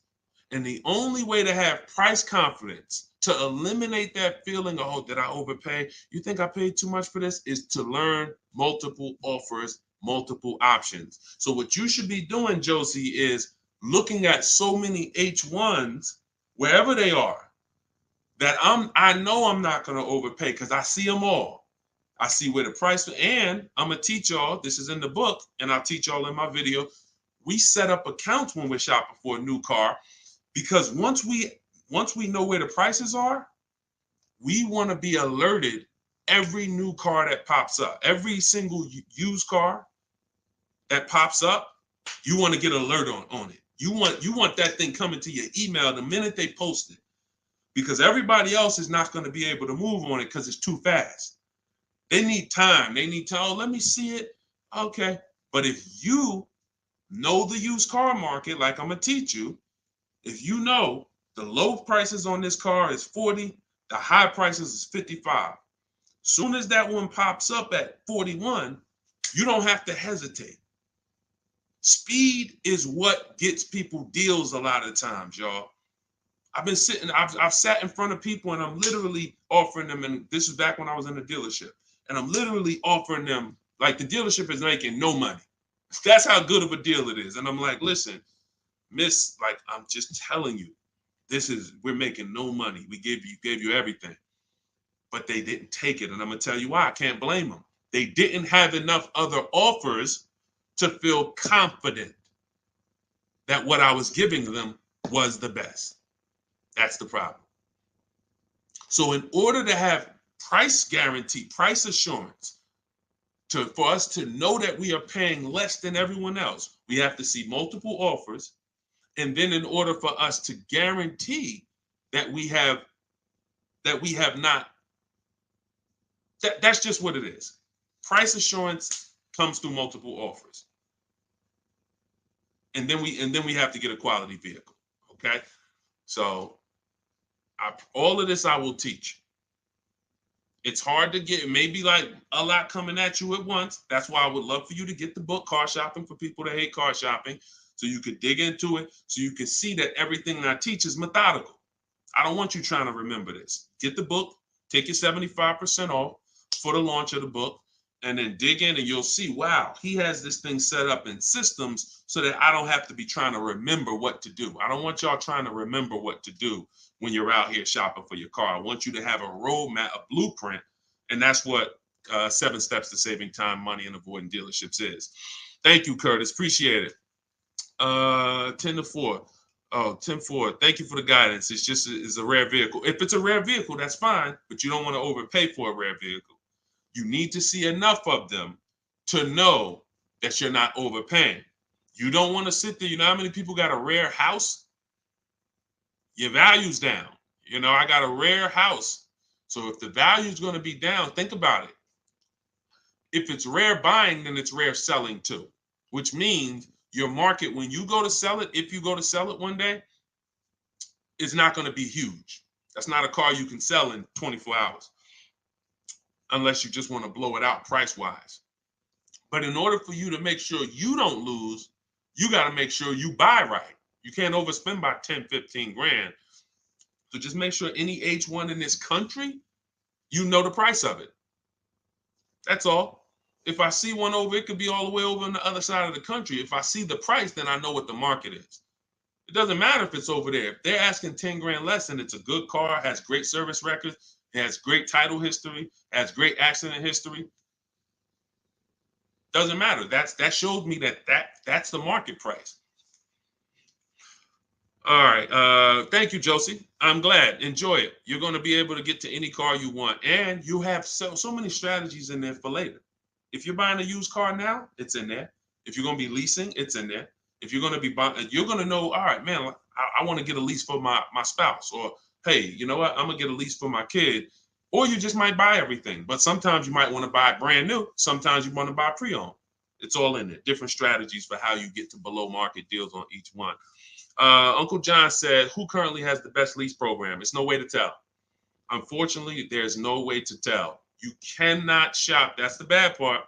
That's why when we shop, y'all, it takes us about 45 minutes to an hour to find out where the market is on a car, what the best offer is. Once you get good, like I said, if you're doing it the slow way, you could call sales managers. You get one lease price, and then you call a sales manager and see if they can match it or beat it, or beat it rather. But if you want to do it the fast way, I go through the websites. I contact the dealers through the websites, tell them exactly what I want. We do this for 25 dealers. And then you use my scripts of telling them what you want by email, getting the quotes, and you'll know in a matter of an hour, hour and a half, where those offers are. But there's no other way. Because again, great deals aren't advertised. They're not going to advertise great deals. They'll advertise lease offers where they make money. Hey, bring us 35 grand. Bring us 3,500 plus taxes and fees, and your payment's $479 a month. Yeah, but you're putting down $6,000 to get there, and then no, those are not good deals. You're paying too much for a car you're giving back. So yeah, and so we'll cycle through various topics. We spent a lot this hour talking about leases, talking about leasing versus purchasing, and hitting a couple things. But what y'all will see is we'll do themes kind of each hour. I'm gonna come back. I'm gonna come back for the next hour, and we'll probably still stay on it, but we'll be able to get through more questions, because as y'all can see, some of these questions require a little bit more deeper answer. Just as if you were purchasing a house. I know they've made it seem like, oh, well, let's just ask a simple question and then let's just, it should be a super simple answer. Not when we're purchasing houses, right? It's never simple when we're purchasing houses, when we're getting mortgages, when we're investing. Why would it be simple when we're buying $20,000 to $50,000 to $100,000 vehicles that depreciate, that lose us money whether we drive them or not? That's danger. You got a real lesson on the dangers of depreciation in this hour. Like, ridiculous. You drive a car, buy it, park it outside, come back in a year. Car's worth thousands less. You never drove it, never got behind the wheel one time. So when you have that type of product and you're coming into your household, it can drain you of money if you don't structure your deal in a way where you've minimized your losses. The name of the game is to minimize the amount you're losing on these cars.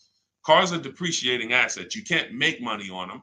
We did have a wave for years where we were making money on cars, but that's because the resale values of these cars, it was a once in a lifetime historic moment when all of our cars were worth 12 grand, 8 grand, 15 grand more than what they would normally be worth. So, those who cashed out did very well, and we were part of the group who were really spearheading helping people cash out while the market was high. But unfortunately, people bought while the market was high too.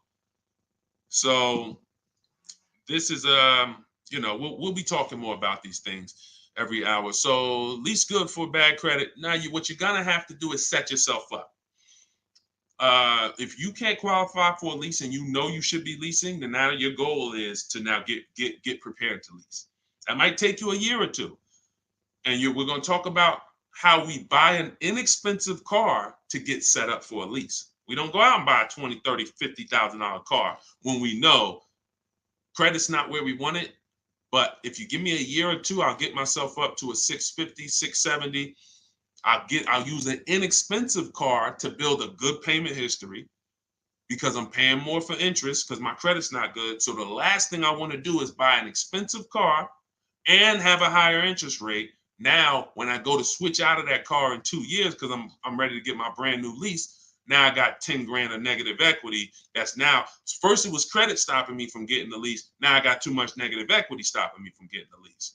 These are two things we want to avoid when we're trying to set ourselves up. And the way we do it is we make sure we buy the least expensive car we could get a loan on. We want the smallest loan possible. And then we get a reliable car, and our plan is to switch out of that car in 2 years. Make the payments, pay the higher interest, but that's okay, because in 2 years, I'm driving something brand new off the lot and I'm leasing it. So that might not be the ideal car. In fact, it shouldn't be. But some people go and say, well, if I got to do that, man, I'm going to go and get the Dodge Charger with the Hemi engine, and now you're buying a $30,000 car, $25,000, and you're putting that interest on top, and now you're buried. So you're not going to be any closer to getting a lease in 2 years than you are today. We don't want that. You got to bite the bullet And if you got a ton of money, I'll show you how to get it done, and you can get a little bit of a nicer car. If you got bad credit, but you got 10 grand, you don't have to get a $10,000 car, but we need to work these things accordingly, because the key is a small loan, reliable car. That's the key. Okay. TikTok's telling me my live's going to end in 60 seconds. Okay, so we will be back. Y'all are going to see, like, this is going to be what we do, especially during the book launch. My new digital book, Car Shopping for People That Hate Car Shopping, has everything in it I teach. Y'all know from my videos on social media, I don't hold back information. But if you want everything in one place, in a step-by-step written format, this is where you get it. It's called Car Shopping for People That Hate Car Shopping. 7 steps to saving time, money, and avoiding dealerships. And that's going to allow you to take what I teach, mastering the art of shopping from home, mastering making dealers and banks bid against each other for your business, and so that you can be confident. But please make sure you subscribe so that you can get, and if you're on our email list, you'll get notifications of when we go live so that you can make sure you jump on. If you're in the market for a car, we want to make sure you are armed with everything you need to save tons of money. So thank you, We West Coast, a lot. Appreciate you. Instagram, we're going to get y'all involved, because somehow I'm seeing some of the questions and some not. Now the questions on Instagram popping up. That is so weird. But I trust that y'all got value, because, again, many of you do have the same questions. So we'll be back in the next hour. You'll get a notification if you're on our email list. Jump on. But if you get your book, I hope you enjoy it. I can't wait to hear your success stories, and I'll see you shortly.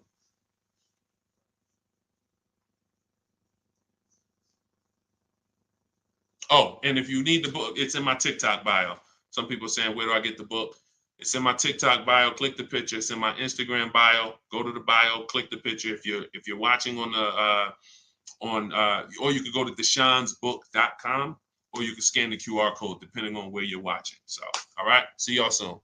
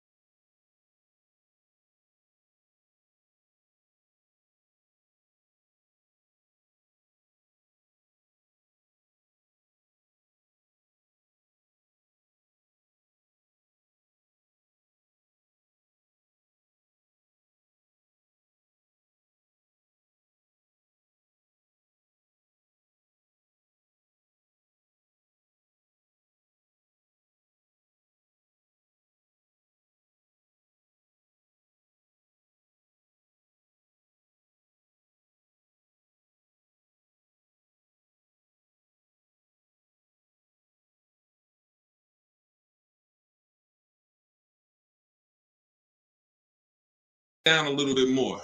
Why ask about the MSRP? This question is from TikTok.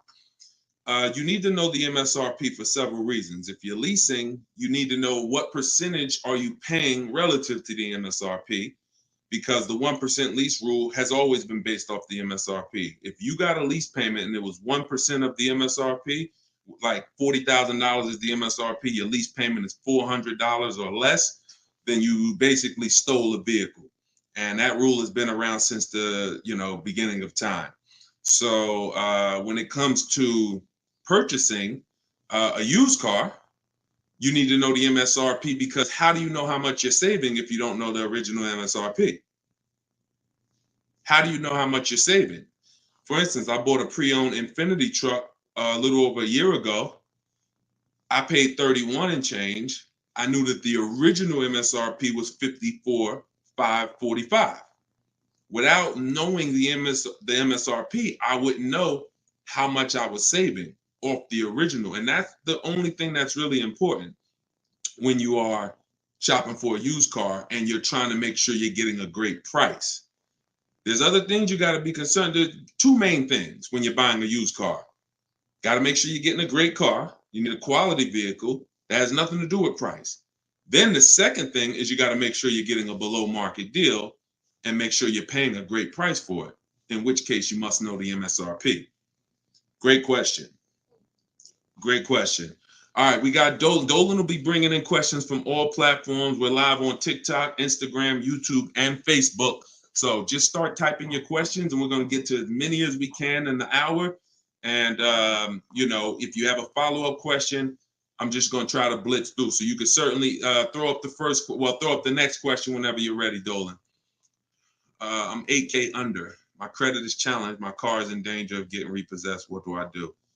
All right. This one's also from TikTok. I'm 8K under. What do you mean 8K under? I'm probably underwater. I'm going to assume that means you're underwater, negative equity. If that's the case, then what you want to do is you want to get the, so you're at negative equity, but then you're also behind on payments. I mean, you got to catch up on the payments. I mean, you could try to refinance. You're going to have a hard time. Negative equity, you can't sell it. If you had positive equity, you could sell it. You gotta make money. It's grind time. Like you know, there's certain things in life where we have bills, and the only situation we can do is pray and go and make money. You know, without money and bills, anyone's going to, you know, and this is a hardship, but this is without money or somebody to help you. I can't think of anything. You have a payment due. So, you know, the best thing you could do right now is to focus on how you can make some money so that you can pay the car. Negative equity isn't the biggest problem. The biggest problem is the car is in danger of being repossessed. If the car gets repossessed, now you got to start over. It's not the end of the world, but you're certainly going to have to start over because you're gonna have a repossession on your credit, and you're gonna have to buy a car with bad credit. I would be trying to rebuild my credit. That's what I would be trying to do. Make money, and if the car gets taken, you got to start rebuilding your credit. Follow Shonda Martin. She's a great resource on all these platforms. And but yeah, man, money answers to all things. Book of Ecclesiastes. So figure out how to make some money, man. Work overtime, double shift, second job, start a business on the side. As long as it does, you got to make some money. Can't make car payments without money. So go ahead, Dolan. Wish you the best, man. Keep me posted. This one's from Instagram. On a 3-year-old used car, what percentage from original MSRP should I be looking at for a price point? It goes by comparison. You should be comparing. Without something to compare it to, you won't be able to see the actual, what the discount should be. You need something to compare it to. We do these live shows. You know, we got a couple hundred people on here already. The goal is to figure out through comparison shopping what you should be doing and what you should be paying. Hold on one second, y'all.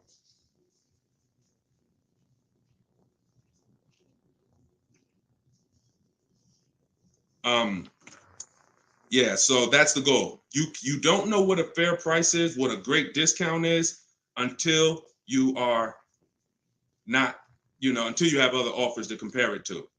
That's the problem. Go ahead, Dolan, shoot the next question up. Like, I didn't know that 42% off my Infinity that I got was a great discount until I compared it to the others. I narrowed it down to 4 choices, and then 3 of them were not as big of a discount. And, one of them was, most of them were in the 30s. This particular one was a 42% discount off the original MSRP. Go ahead, Dolan. Oh, this one's TikTok. How do I get the lease rate down? You always, listen, the only way you're going to get a great lease deal is by comparison offers. You got to get at least 5 offers because 80% of dealers are overpriced. And the only way you're going to see that is by looking at other offers. See, most of the questions y'all are going to find out have to do with you shopping for cars the way you shop for other things in life.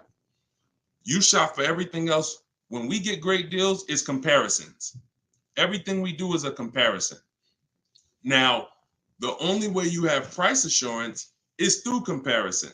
and knowing if somebody tells you, we guarantee no one will beat our price, or hey, Walmart says you could buy this item and if you find it at a lower price, you know, we'll match it or we'll beat it. See, that's price assurance. That's comparison. That gives you peace of mind of knowing I'm not overpaying. And the only way for you to bring that same piece, the reason why we're able to, and for those of you, if this is your first time on a live with us, type 1. If you've never been on a live stream with me, type a 1 in the chat. See how many first time people we got. How many people first time? What y'all are going to see is what I'm teaching you to do is shop for cars the way you shop for everything else. Because the way you shop for cars now, you don't shop for anything else like that. Okay, Ronnie, I see you, Stoner Kid. Okay. I see you, Amelia. Okay, Batman, good to see you. Edgar. Okay, Paul, we got a lot of first-time people on here. So what you want to do is start shopping for cars the way you shop for everything else. And we get great deals by comparing offers. Now, some of the people I'm going to introduce you to and the way they've gotten their deals is by using what I'm teaching you. Everything that I teach comes out of my new digital book.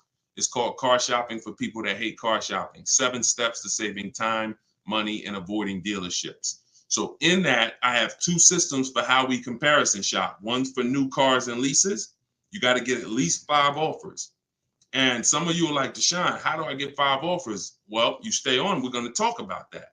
It's easy to do when it's online, but you won't see how different the prices are. When you see, man, everything seems overpriced, it's because you're dealing with what I call the 80%. Dealers that are the 80% are overpriced. They're going to charge you as much as they can because they don't think you're going to find the 20% dealers that are going to beat those offers. So when you talk about how to get a lease rate down, like you look at somebody like Danielle. This is Danielle's lease. She just got a lease on an Audi not too long ago. $44,000 vehicle. She paid $550, no money out of pocket. She just gave him $550, drove off. No down payment. So a lot of the things you're going to see, this is the reason why I represent the Unlearn, Relearn brand. Because a lot of what you've been using, you got to unlearn. It's not going to work here. But I'll help you do that. I hope you do that. So for the launch of my new book, you can get yours for 75% off in my TikTok bio. It's normally $97. It's 75% off while we're on the broadcast. You got 30 minutes. And Instagram bio, you can get yours. And if you're on YouTube and if you're on Facebook, I'll put the link for you guys. Y'all can get yours. But that's how you get lease rates down. Comparison offers. Making people bid for your business. Stop negotiating, guys. And start making people bid. We'll talk more about that. Go ahead, Dolan. Shoot the next question up. We're taking questions from all platforms, Facebook, Instagram, YouTube, and TikTok. And could everybody who shares invite somebody? If you're a sharer, I appreciate it. I always give, we're trying to figure out something special we could do for the sharers because there's nothing, I told y'all, inbox me. If you got ideas, what could we do to reward or come up with something for the sharers? Because you guys are the people who help us spread this message. I appreciate all the new people, but I want to do something special for the sharers. Please DM me ideas of what we can do because we want to make it a regular part of our broadcast. All right, I see you, Sharice. Thank you. All right, go ahead. This one's from TikTok. Can you ask for additional discounts since you're an educator? See, the problem is if there's a rebate, then you'll get it when you reveal it. If there's a first responder rebate, you can't depend on a dealer to tell you about it. Some of the 80% won't tell you about it. Some of the 80% won't give you the whole thing. If it's a $1,000 rebate, maybe they'll tell you it's $500. We don't trust the 80%. When I was in the dealerships, I saw how the 80% moved. The 20% are the people those are the people you have to find. It's not, you can't just walk in. Unfortunately, there's 17,000 new car dealers in this country. They don't have labels on them. There's not one that say, we're the 20% that beats everyone. You have to find them and you need a great bidding system. You could do it manually by phone, or you can do it my way by email, copy and paste. So, but you're not going to, it's like people who said, well, I have a GM, I get a special price with Ford. I get a special price with General Motors. You can't depend on the dealer you're dealing with to tell you the special price and to tell you the rebates if they have them. The only way you're going to see it is by getting at least 5 offers, and then you'll be able to reveal who gave you the real offer. It's unfortunate, but it's actually better for you, because when who's not a good negotiator? Type not me if you are not a good negotiator. Just speaking honestly, you're not a good negotiator. It's not your thing. I consider myself to be pretty good, and I won't do it. All right, Danny said not me. Okay. Rai, sorry, I butchered your name. Lovey, okay. This is going to work for everyone who's not a good negotiator. Now, I am a good negotiator, but I won't shop that way. I'm always going to get bids, because if you're negotiating with the 80%, they're so overpriced. Even when they drop down a couple $1,000s, you're still overpaying. That's the whole point. That's why it's best for you to sit at home where you're in control. You can use my way, which is email. We copy and paste. I have a strategy in my book. It's called 25 to 5, where you're going to connect with 25 new car dealers. This is only for buying and leasing new cars. This is not for used cars. I have a different strategy for that. But you're going to sit at home. You're going to connect with 25 dealers online in about 20 minutes. And that's going to get you 5 offers using my scripts, using my replies.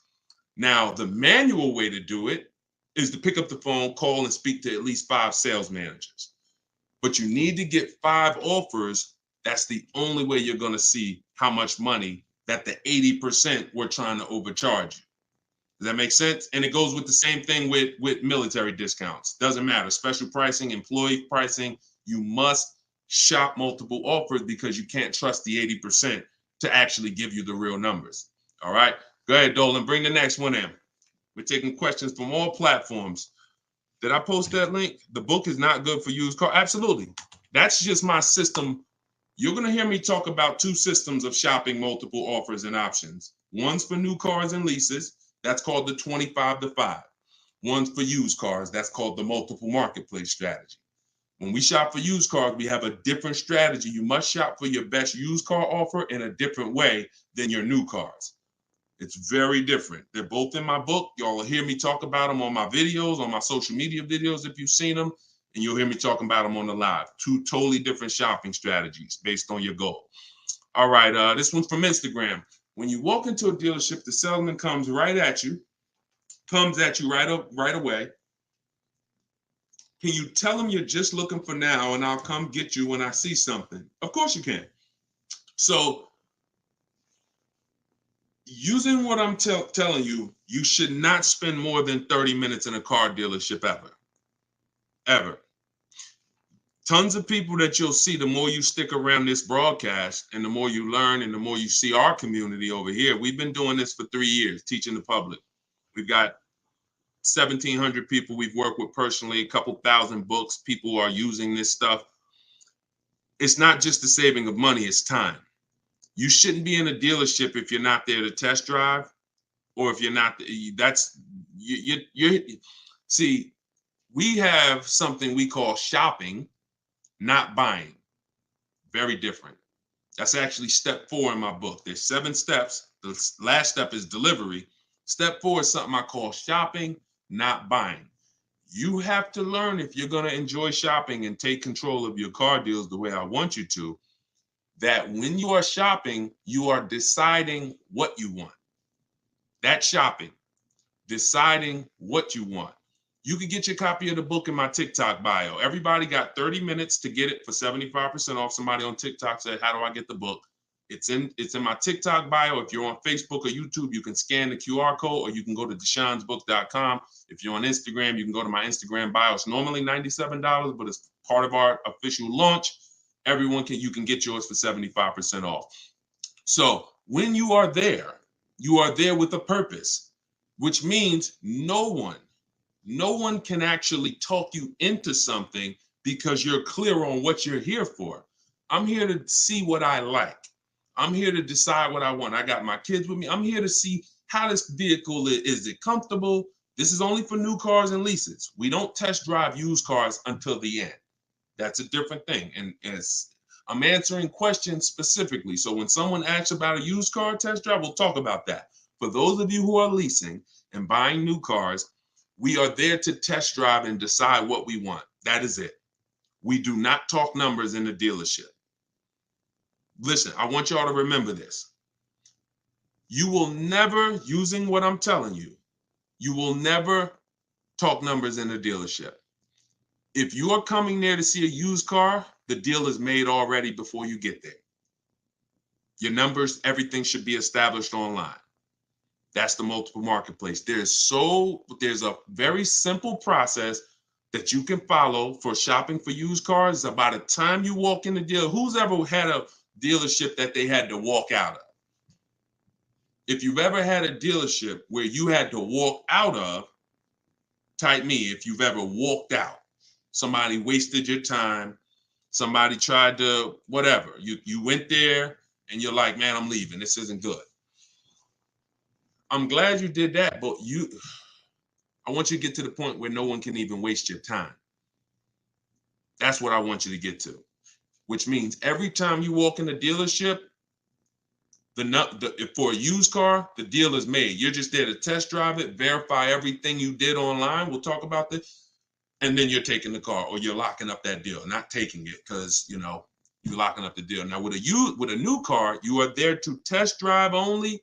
I'm deciding what I want. And here's look, you got to be able to ignore this. Let this stuff go. Hey, can I talk to you? Hey, let me just show you these numbers. Hey, we got some real good deals this month. Hey, you know what? Have you seen the specials? Hey, we got a special price. Hey, we're taking off Hey, we're paying over $2,000 for people's trading. Hey, we're buying old leases back. All of this stuff, it got to just be, that junk got to go using what I teach, because that stuff works for other people. It probably has worked on you in the past. Now, you're not going to let people throw you off this agenda anymore. You are literally there to shop, decide what you want, and when you take your card, take the salesperson's card. When you come home, if you like that vehicle, we will be purchasing it and getting multiple offers from home, never in the dealership. Everybody clear? If you're clear on that so far, type clear. Everybody clear on that? Clear?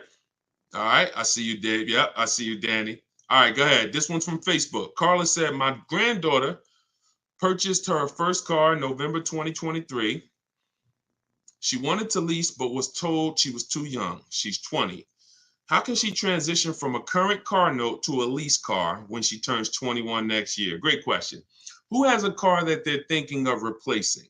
You have a car now. You're thinking about replacing that car. Could be a lease, and you have to replace it. Could be a car you own. Could be a car you're financing. So the first step in my book, it's called 7 Steps to Saving Time, Money, and Avoiding Dealerships. Car shopping for people that hate car shopping. First step is the most important question. We must know whether we're going to lease or buy. You have to see that as the foundation of your car deals. You cannot get a great deal when you should have leased, but you bought. It is impossible. You can't get a great deal if you should have bought, but you leased. So that's the most important question. That's step 1. How many years are we keeping the car? Now, after that, here's what you do. You guys who have a car you have to replace, including this young lady, Carla, she asked, you must do an equity assessment. This is step 2.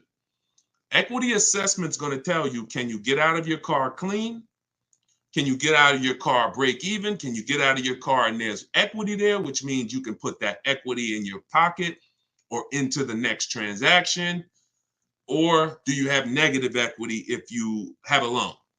So the equity assessment is going to tell you. Now, here's how you do it. You're going to call your bank. If you have a paid off car, you do not need to do this step. You can skip this step. If you have a loan or a lease, you're going to call your bank. You're going to ask for the payoff. I see y'all running the likes up on TikTok too. I appreciate it. Can y'all keep tapping the screen? I appreciate y'all running those likes up. When you call, you're going to ask them for the payoff. The payoff is the amount you owe. Do not look at your contract. Do not look at anything. Call the bank or call the leasing company and say, what is my payoff? Now, if you're leasing, you're going to ask an additional question. Do I have a third-party restriction? Once you have those answers, you end the call. You are then going to go on to the websites that I'm about to mention. You're going to get 6 bids, 6 offers. My 2 favorite words when buying anything. And if you like to save money, these will become your 2 favorite words. Multiple offers. Multiple offers. I love those words. That's how you buy everything else. Multiple offers, multiple options. That's how we save the big money. So you're going to go to CarMax.com. This will take you about 20 minutes to do an equity assessment. You're going to go to Driveway.com. You're going to go to AutoNation, Sell My Car, Carvana, Kelly's Blue Book, Instant Cash Offer, and Car Guru, Sell My Car. As more people buy cars, we'll keep adding them to our list. Those people are in my book. That's who we get our equity assessment from, because here's what your car is worth, what people are willing to offer you cash for. What's the one word? Some of you have been, hold on, don't bring in the next question until I give you the road, because some of these I got to go a little deep on, Dolan. But you could queue them up. Just get them ready so that, you know, when I call them out, you got them ready. I know you're stacking them. When you look at, you know, getting 6 offers, what's the one word that we don't use anymore? Let's see if anybody was on here. Maybe you were on here for the last couple broadcasts, or a lot of you are new, so you may not know. What's the one word? Good to see you start back up. What's the word that we're not using anymore? And for the new people, you're about to learn. We don't use, let me see if anybody got it. I give it about 3-4 seconds.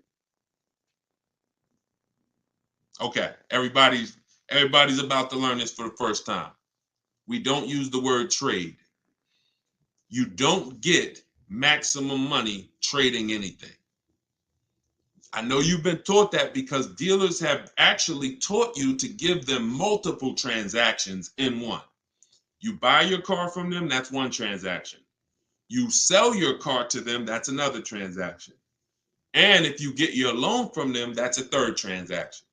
All of these are separate transactions. And how big is the money in them? I'll break it down to you like this. You can actually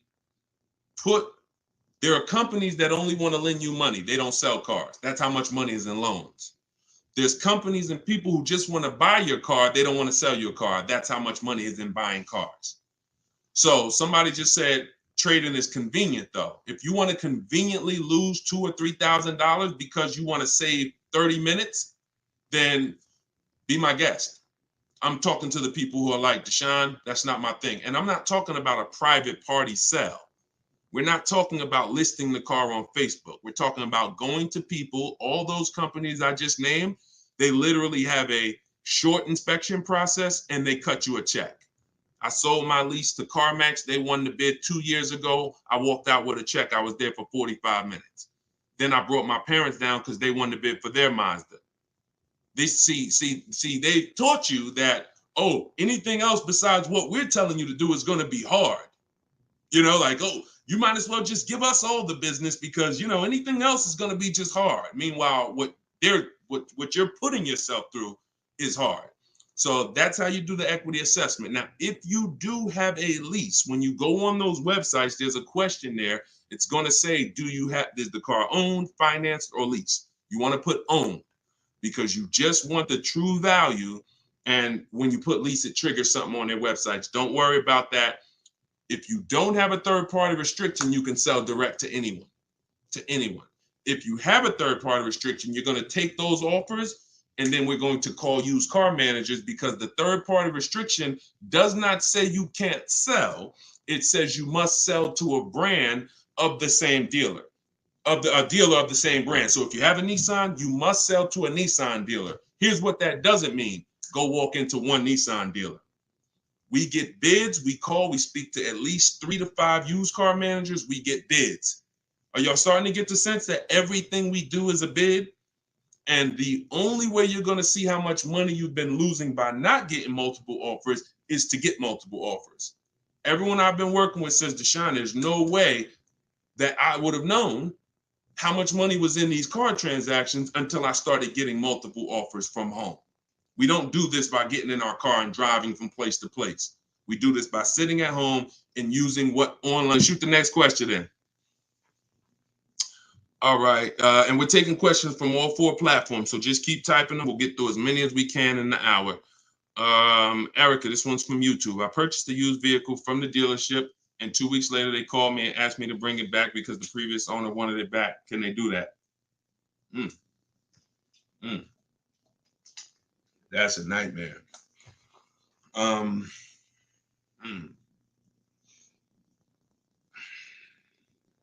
Y'all hear that question? Erica purchased a used vehicle. 2 weeks later, they called, asked to bring the car back because the previous owner wanted it back. So it's less about your transaction, and it's more about if the transaction with the original owner was legally closed. If they left the transaction open, now if I'm you, do you have your paperwork? You have all your loan? And here's the most important thing. Has the loan been funded? Is there a new loan attached to that vehicle under your name? Are they in the process of registering that vehicle under your name? Now, here's where you could be dealing with the crap that the 80% of dealers who are scumbags. This is what they do sometimes. They'll take a car from a customer. They're waiting for the title. They technically don't have the legal right. They have the legal right to sell the car, but there's a loophole there probably because they haven't gotten the title from the owner. And if the owner comes in and says, you know what, I changed my mind, and the owner's holding the title. But what I would do if I'm you, somebody got to call me. I want to look at your paperwork. If you have a loan, Erica, whatever bank you're going through, I would call them, and I would call if the bank knows you and they've established an account number for you, and they're like, yes, Miss Maxwell, we know you, then I'm holding on to the car until somebody comes and pries it from my hands because I have a legal right to this car. There's a loan under my name. You have my money. You have started this process. If none of that's in place, then, and it sounds like, it sounds like you dealt with a scumbag dealership, but that's what I would do. I'm not just giving up the car because you said, oh, the owner wants it back. The old owner wants it. That's not my problem. You made a deal with me. I have paperwork that is binding, and you work that out with the owner. Because that happens sometimes. Dealers do some crappy stuff, or dealers don't cross their T's, dot their I's, and then and then the owner comes in, the original owner who traded the car. That ain't got nothing to do with who you sold that car to. That car is on the road, and there's a loan attached to it, or there's been cash paid for it. Now I'm holding on to this car until you legally show me that I need to release this car, and I might call a lawyer and see, can I get some damages out of this? Like, this is just, God, the 80%, we got to put them out of business. And the only way you get these wolves out of business, y'all, is you got to starve them. I'm telling you, the more people that shop online, when you learn how to shop online the right way, people like this won't be able to exist. But because most people are still going in the old way shopping, giving them a chance to do this, keep me posted, Erica. It sounds like it's a terrible situation, but please keep me posted on that. Go ahead, shoot the next one in, Dolan. This one's from TikTok. What's the best practice for buying a car after bankruptcy? If the bankruptcy's been discharged, start rebuilding your credit. I've seen people who went through a bankruptcy. Once it was discharged, they started building credit immediately, and they were up to a 700 score in a year. So, it's the key is not to come out of bankruptcy and start buying stuff. The key is come out of bankruptcy and start rebuilding your credit, because if you can do it relatively quickly. Everyone should be following Shonda Martin. Some of you may know her. She's all over all these platforms. She does what I do, but she does it for credit. She'll do lives. The girl is brilliant, and I tell everybody about her. But that's the whole thing. You should be rebuilding your credit. You can do it quick. Get yourself up to a high 600-700 score, and then go and get a car. That's what I do. Go ahead, Dolan. Shoot the next one in. It's another one from TikTok. How do you feel about buying a car with a credit card? I don't. Credit cards are 20-something% interest. I don't carry a balance on my credit cards. Shonda doesn't recommend carrying a balance on her credit cards because the interest is exorbitant, and we would never buy a car with a credit card under any circumstances. Instagram. How do I keep my credit score from taking a hit each time I shop for a vehicle? Okay, good question. Let's go into detail on something I call the bank bidding war. Okay, this is something that I'm sure, unless you guys have been on here before, you've probably never heard. So you heard me say everything is a bid, right? So the same way we make dealers bid for who wins our business, who's going to sell us a car, same way we make the companies bid on who's going to buy our car, that's the same way we make banks and credit unions bid. 1 point on an interest rate on a $30,000 loan could be $1,000. So we're looking, so we take interest, we take shopping for car loans as serious as we take getting bids for the new car. There's thousands of dollars in loans. Remember what I said about 15 minutes ago? There's people who just want to give you a loan. That should tell you there's a lot of money in loans. They don't sell cars. So if there's a lot of money in loans, you're going to see this isn't about relationships. You're either going to be a relationship person or a money person. If you want to be a relationship person, type R. That's going to cost you money in what I'm telling you. If you want to be a money person, if you want to save all the money that you should be saving, type M. That's going to come at an expense of relationships, because your bank is not your friend. They're in the business of making money. All right, I see you, Jennifer. I see, all right, a lot of people typing M's. Listen, if you used to go to dinner with your car salesman, invite them to the barbecues, that's going to change when you start getting bids. Unless he just wants to compete. If he's willing to compete, then it won't change.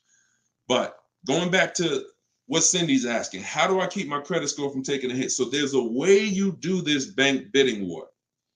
There's 3 rounds to it. 3 rounds to it. The first thing we're going to do is check to see, are there any special interest rates for the car we're shopping for? Because if the bank is offering you 0%, 0.99%, this will only come from the company that makes the car. This won't come from a bank or a credit union. When you see 0%, 0.99%, it's like a finance rebate. It's like they're incentivizing you to finance, giving you very cheap or free money to use. No bank can compete with that. So the first thing you're doing, whether you're shopping for a new car, used car, is checking there. That's round 1 of the bank bidding war. Because if you do see that, there's no other reason to let anyone run your credit. That's what I'm getting. I'm going to get the 0%. I'm going to get the 1.99. Now, if that doesn't exist, now what we're doing is we're shopping for our car, and we're going to lock up our car, get our offers. No one needs your credit. When you're getting offers the right way, no one needs your credit to give you an offer. That's a lie. Deshone, they told me they did. They lied to you. What I tell you about the 80%? The 80% lie. Straight face. Look you in the eye. So we're going to get our offers. Once we find the best offer in the market, we reserve the car. We take that buyer's order. We come home.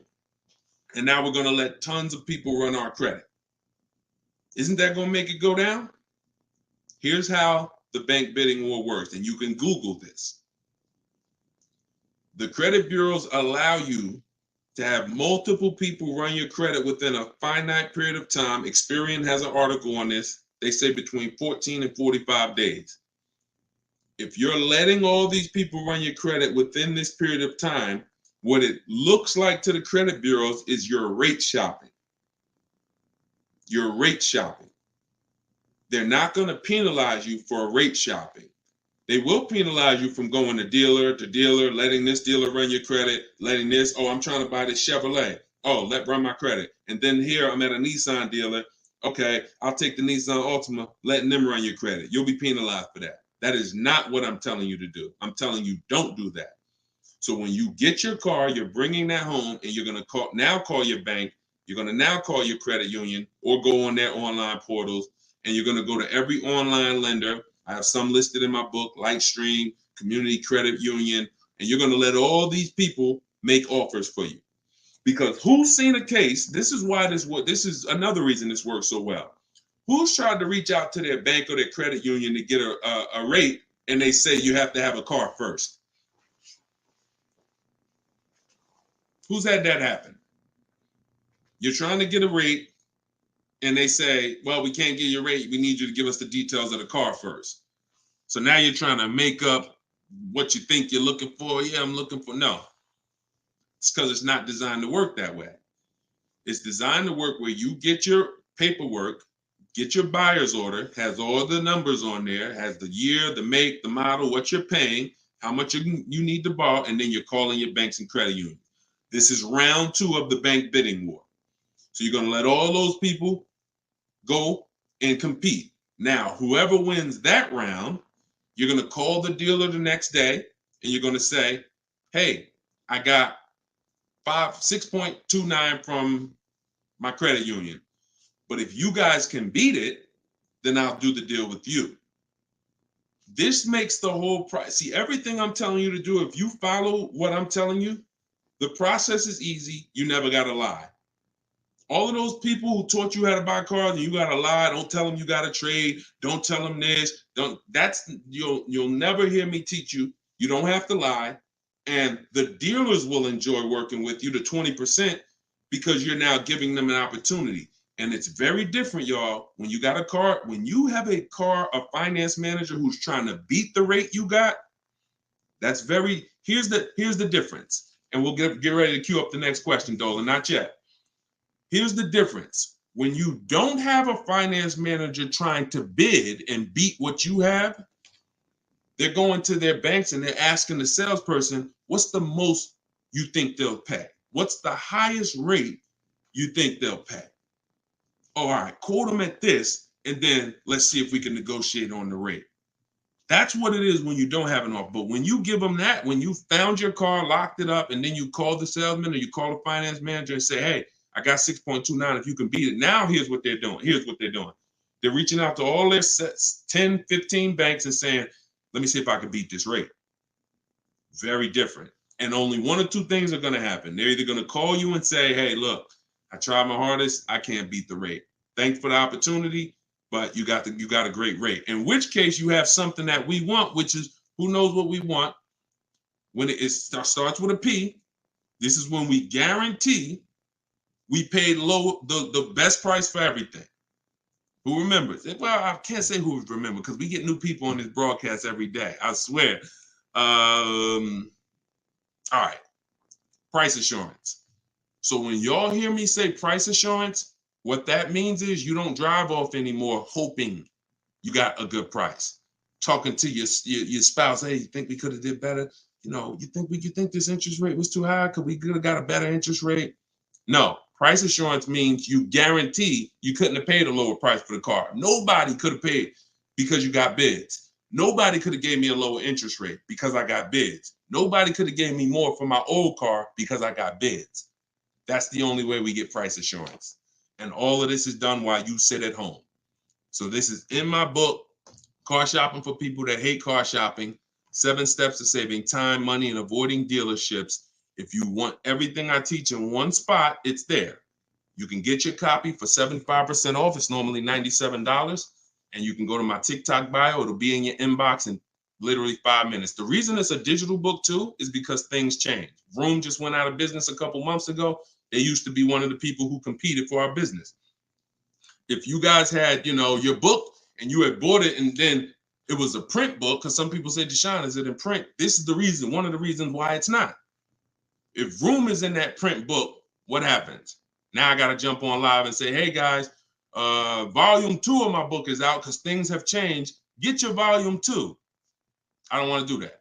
You get this one time, and then I update it when Vroom went out of business. I updated the master file. Everybody who opened their book, no matter what, it was relevant. And that's one of the biggest reasons why it's a digital book. So you can grab your copy for 75% off, but you got 30 minutes. Once the timer is 0, it goes back up to 97. In my Instagram bio, in my TikTok bio, or you guys can, I'll put the link right here for you guys on YouTube and Facebook. You can go to deshonsbook.com. Oh, wait, I put the wrong one. I put it in my bio here. All right, Dolan, you can queue up the next question. Keep typing your questions, y'all. We got some more time. We're going to try to get through as many as possible. And we're pulling them from all platforms. We're on Instagram, we're on TikTok, we're on Facebook, and we're on YouTube. So we're pulling questions from all platforms. This one's from TikTok. Can you use the equity in your lease towards the purchase of a used vehicle? Most certainly, Eddie, the equity is yours. Once you identify your equity and you know how you're going to get it, who you're selling to, you can either put that money in your bank account or you can use that as a portion of you can use that towards your next car deal. That's your money. Your money. Go ahead, next one. This is another one from TikTok. I need a bit of advice. My son totaled his car. It was a loan Honda. Should I lease or buy this time around? I'm looking into maybe lease an electric vehicle, but I never have leased a vehicle. Okay, it's a very good question. Should I lease or buy? Let me show you. Some of you, let me show you this. Let me ask a very important question. In my book, this is called Step One. Whenever you hear me say the most important question, this is what I mean. It's the first thing you do. When you want to buy a car, when you like, hey, I'm thinking about a car, this is the first question you ask yourself, and it's the most important question. How many years are you keeping the next car? Come on in, and everybody type your comments. Keep that question up, Dolan. Everyone who's car shopping and who will be soon, how many years are you keeping the next car? Lula, if you just jumped on, I don't come to dealerships because we shop online. So there's no way for me to come to a dealership with you. If you stick around, you'll learn how we shop. There's no reason for you to need somebody with you when you're in your house making car deals. Everybody answer. Everyone who shop, I want you to actually think about this. How many years are you keeping the next car? We're answering that question, Rob. Just tap into the broadcast and what I'm answering before you, because we're literally answering the question someone just asked, should you lease or buy? And the more you stay on the broadcast, because many of you are in the same situation, the more you're going to see someone's going to ask the same question as you. So just listen, and then, most times your question's going to be answered. All right. If it's electric, 3 years. Buying all cash. How many years are you keeping the next car? I got to just pay attention to the people that are listening. I'm sorry. All right. Hyla, I see 3 to 4. Vivian, I see 3 years. All right. 6 years. Okay. 3. Okay. 8 years. Okay. So the first question you're asking yourself, should I lease or buy? You're going to replace that question with how many years am I keeping the car? Now, if the answer is 8 or more, then you should buy. I'm going to tell you why. This has nothing to do with how you're paying for the car. A lot of you may get attached to, if I'm paying cash, does that change anything? If I'm getting, it doesn't, because the expense that you need to avoid that's losing you the most money is what I call the unseen expense. It's depreciation. So let me break this down for you very quickly. If you have a $35,000 car, you buy it today, what is that car worth a year from now? Even if you don't drive it, you got a $35,000 car outside in your driveway right now, brand new car. What is it worth a year from now? You didn't drive it 1 mile. Is it worth 35? Is it worth 35? No.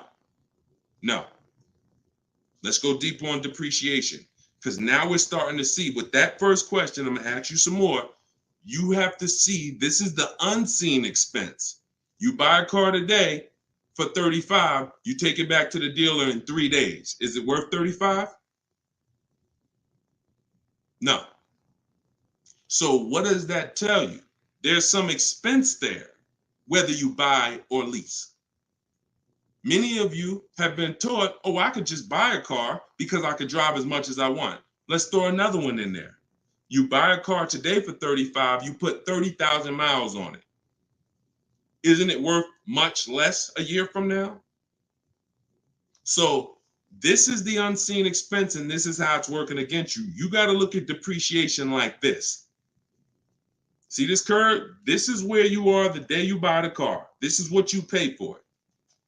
This is how it's dropping over 5-6 years. So now the beautiful thing is long-term owners who has a car outside that they've had for more than 8 years. Type me. Some of you might have been 10 years. Some of you might have been 20 years. this is what you have to see. If you're getting rid of your cars anywhere in this 6-7 year mark, you're losing money. It's no way. It's no way you can replace something you bought and it's dropping like this. But here's the beautiful thing. For those of you who are like, look, I had my car for 12 years. I had my car for 8 years. I had my car for 10 years, 16 years. This is where you're at. That's how your car is losing value. See, the car you have that you've had outside for 10 years, what it's worth today, a year from now, isn't it going to be worth about the same thing? Right? Talking to you long-term owners who keep your cars, you're winning. See, because you've reached the reward.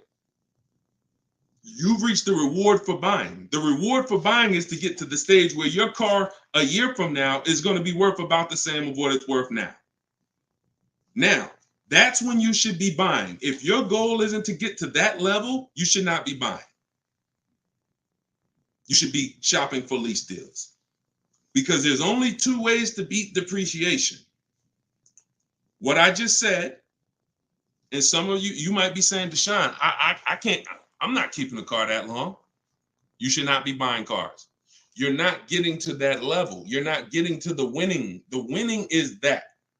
Got a car outside, paid off, barely losing value. It was worth $9,500 last year. It's worth $9,000 this year. That's the reward. Now, for those of you on the other side, if you're on the other side, you should be leasing. And I'm going to show you how drastic it is of a difference when you should be leasing, but you're buying. I'm going to show you that there's no way for you to get a great deal if you are buying when you should be leasing. Look at somebody like, let's pull up, we talked about Danielle earlier. Look at Tope. Tope got a BMW, $54,000 vehicle. Now, some of you know, every $5,000 on the price of a car is how much per month?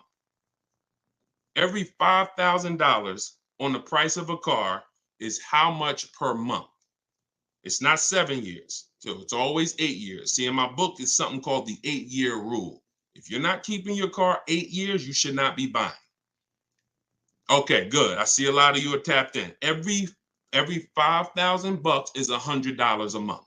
So when you're looking at a $50,000 car, you should be thinking that's $1,000 a month payment. What about the down payment? Forget about the down payments. Down payments have nothing to do with the deal. We are just talking about boundaries. When we look at a $50,000 car, $1,000 a month, 5-year loan. $20,000 car, $400 a month, 5-year loan. Every $5,000 is about $100 a month. Now let's look at Tope's deal.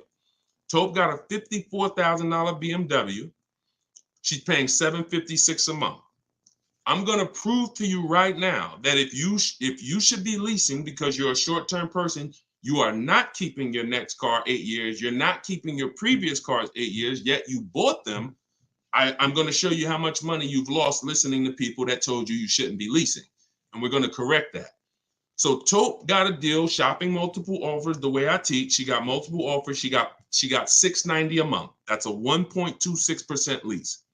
$690 on a $54,000 vehicle. So let's say we're going to break down real quick 3 different ways to get this vehicle right here that she got. One is the way she got it, leasing, because she's a short-term person. Now let's say somebody says, Deshone, I'm going to buy that car. That person buys that car. Let's say they get an incredible price and they save $10,000 off a brand new BMW. Okay? I want to show you that even with extreme cases of big money, I could teach you how to get the best price on the car, but it's not going to change. If your deal is on the wrong foundation, you can't get a great deal. So let's say somebody walks in right after Tope. They look at her car, they see her driving off, and they're like, man, I want that same car. All right. And they end up saving 10 grand. So they buy it for $45,000. Taxes, fees, probably put them up around 48. Every $5,000 we said is $100 a month. $48,000, that's a $950 payment, y'all. 5-year loan. No money down, because Tope put no money down. So we're comparing putting no money into these deals. When you start putting no money into the deals and looking at them, you're going to clearly understand them. Sometimes people use down payment money to confuse you. $690 a month she's paying, they're driving off paying $950. No way. Now a third person comes in. Man, I see those two people just drove off. You got that car used though? Can I get a used one? I don't want to buy a new one. I don't want to get a new one. I know that's going to be expensive. What do you think a brand new vehicle that was $54,000 brand new? What's a good price of that vehicle used, y'all? What's a good price used?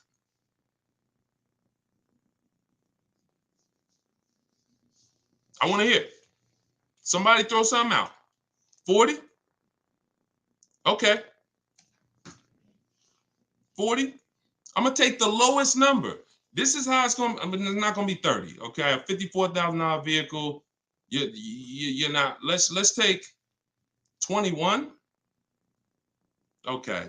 No, all right. I can't, we gotta use like real answers. So you're not getting a $54,000 vehicle. Oh, maybe I should preface 3 years old, right?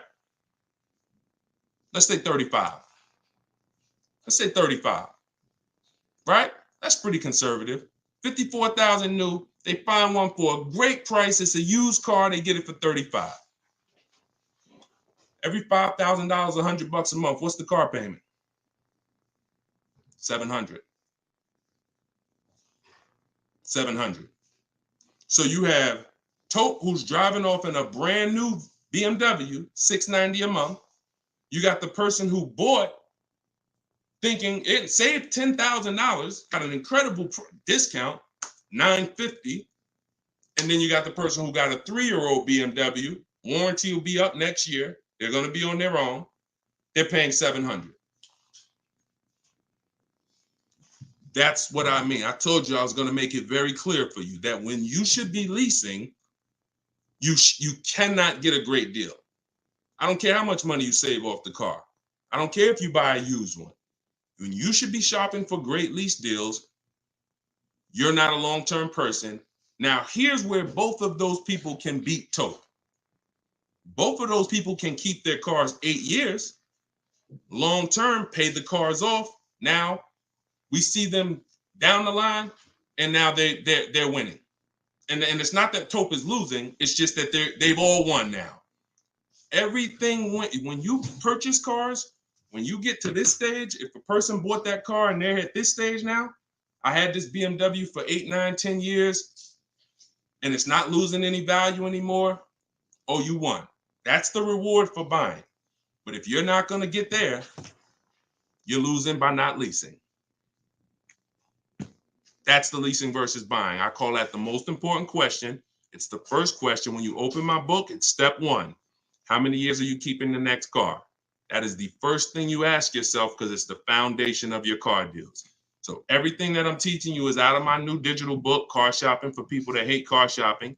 7 steps to saving time, money, and avoiding dealerships. Step 1 is the most important question. Step 7 is delivery. So by the time you get to step 7, you're either having your car delivered or you're picking it up. This is not a book you read and then you go take a test on it. This is an action guide that gets you closer and closer to your vehicle. And when you get to step 7, you're taking delivery.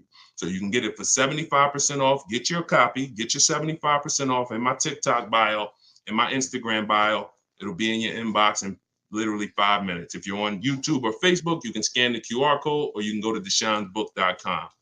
All right. I love talking about this. Go ahead, Dolan. We probably got time for 2 more. Bring in 2 more, Dolan. Bring in the next one. And then we'll wrap. Yep. I drive too much to lease. See, hold on. Before you say that, you got to be very careful making statements. And I'm going to be honest with you, y'all. I will put what I teach and I put my people who learn from me against anybody shopping for cars. Because once you get this and once you get how to shop, you'll be able to do this in 60 minutes. You'll be able to get great car deals in 60 minutes.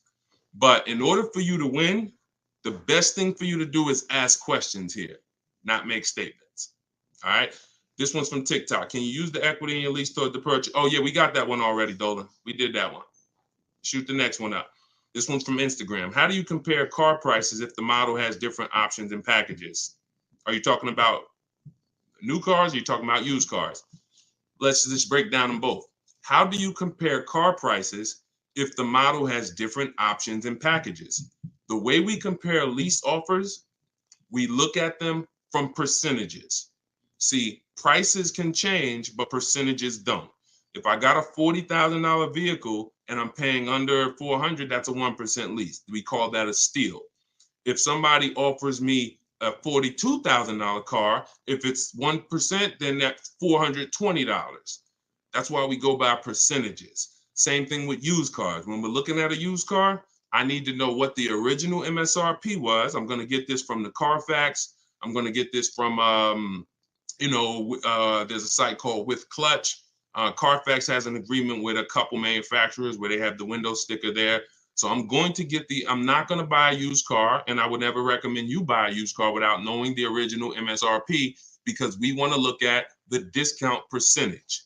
So example, my Infinity truck I bought, it was $54,000 brand new. The other three that I was looking at, one was 52, one was 48, one was 46. So when I compared the discount off of the new price, this one had the greatest discount off the new price. Therefore, it was the best offer. And that doesn't matter that it had more options than everything. It also had a greater discount percentage wise. That's how we compare, no matter what prices are being thrown at us. When you learn to look at things percentage, and I have calculators in my book. I have ways that we make offers. I have calculators that I've invented, online calculators where we plug in all our offers and then it spits out the counter offers that we should be making. All of that is in there. Like there's more stuff in the book than I could ever describe on this one live stream. All right, go ahead. Cue up the last one. Pick a good one. TikTok. Listen to him. He got me a check for $4K for my lease car. I said pick a good one. You picked a good one. Listen, a lot of people, and I'm glad, congratulations on that. A lot of people didn't even know you could sell leases. If you didn't know you could sell a lease, type a question mark.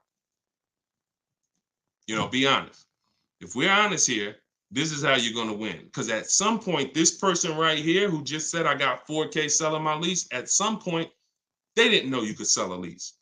But once they discovered it, they're like, okay, I'm going to tap in. I'm going to follow what he says. And that part of their transaction's 4,000 richer. Forget what they bought. Forget how much they got off the car. Just that part is 4K.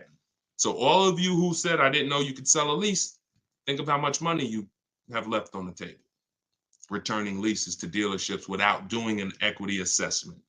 So we must do it. So I'm very big on getting this information out. Y'all can get it any way you want. You can go through all my social media videos. As you can see, those videos are made for different types of people. Some of you are high mileage drivers. Some of you are, going to be leasing. Some of you have negative equity. Some of you are going to be purchasing new. Some of you are going to be purchasing used. Some of you are going to be paying cash. So you can go through the social media videos and piece the ones together that's for you. You can also hop on these live streams, piece the information together for you, or you can go and grab your copy of my new book, Car Shopping for People That Hate Car Shopping, 7 Steps to Saving Time, Money, and Avoiding Dealerships, and you can just have the whole playbook. And the playbook is in there for everything. So if you're leasing now, it's in there. If you're going to be getting your spouse a car, it's in there. I can't tell you how much the book is going to make you. You'll tell me. Maybe 10, 15, 20 years, you'll tell me, this book, Deshone, this book has saved me $20,000. Because the more cars you get, the more your money you're going to save, even if you're going to get one. But I just want you to have the information, get it how you want it. You can get 75% off your copy as part of our book launch in my TikTok bio. Click that link, and then same thing in Instagram. Click that link and then click the button that says get 75% off my new book. But it's only for 30 minutes. After 30 minutes, price goes back up to $97. $24 is better than $97. So, and I'll put the link one more time for you guys on YouTube and Facebook. You can click this link here that says Deshone's book. I just posted it. Or you can scan the QR code. If you might be watching us on a television, you can just scan the QR code with your phone, grab your 75%. So this is what we do. Whenever you see me live, I'd encourage you to invite a friend, tell somebody. If you see a coworker and they're like, man, I got to buy a car soon, invite them to one of our streams, because we get very, very detailed about showing you all the money in your car deals and making sure you know what you're doing. Please, if you're not subscribed to us on YouTube, we got a lot of things coming to YouTube. We're going to be time stamping these questions in future episodes so that you can easily navigate through previous episodes and find your answers. So everything is Deshone the Auto Advisor. Make sure you subscribe to YouTube because we got a lot of stuff coming there. But other than that, have a great day. I'll see y'all in the next broadcast. Everyone who got the book, use it, win with it, and make sure you DM me or email me your success stories. I want to see your deals. Email me your deals, not just your cars. You're going to love it. Once you start making deals and you're confident with the money, you're going to be so excited about sharing the numbers, you might forget to tell me what car you got. You know, Deshone, look at this price I just got. Oh, by the way, it was on this car. You know, so that's what we want. All right.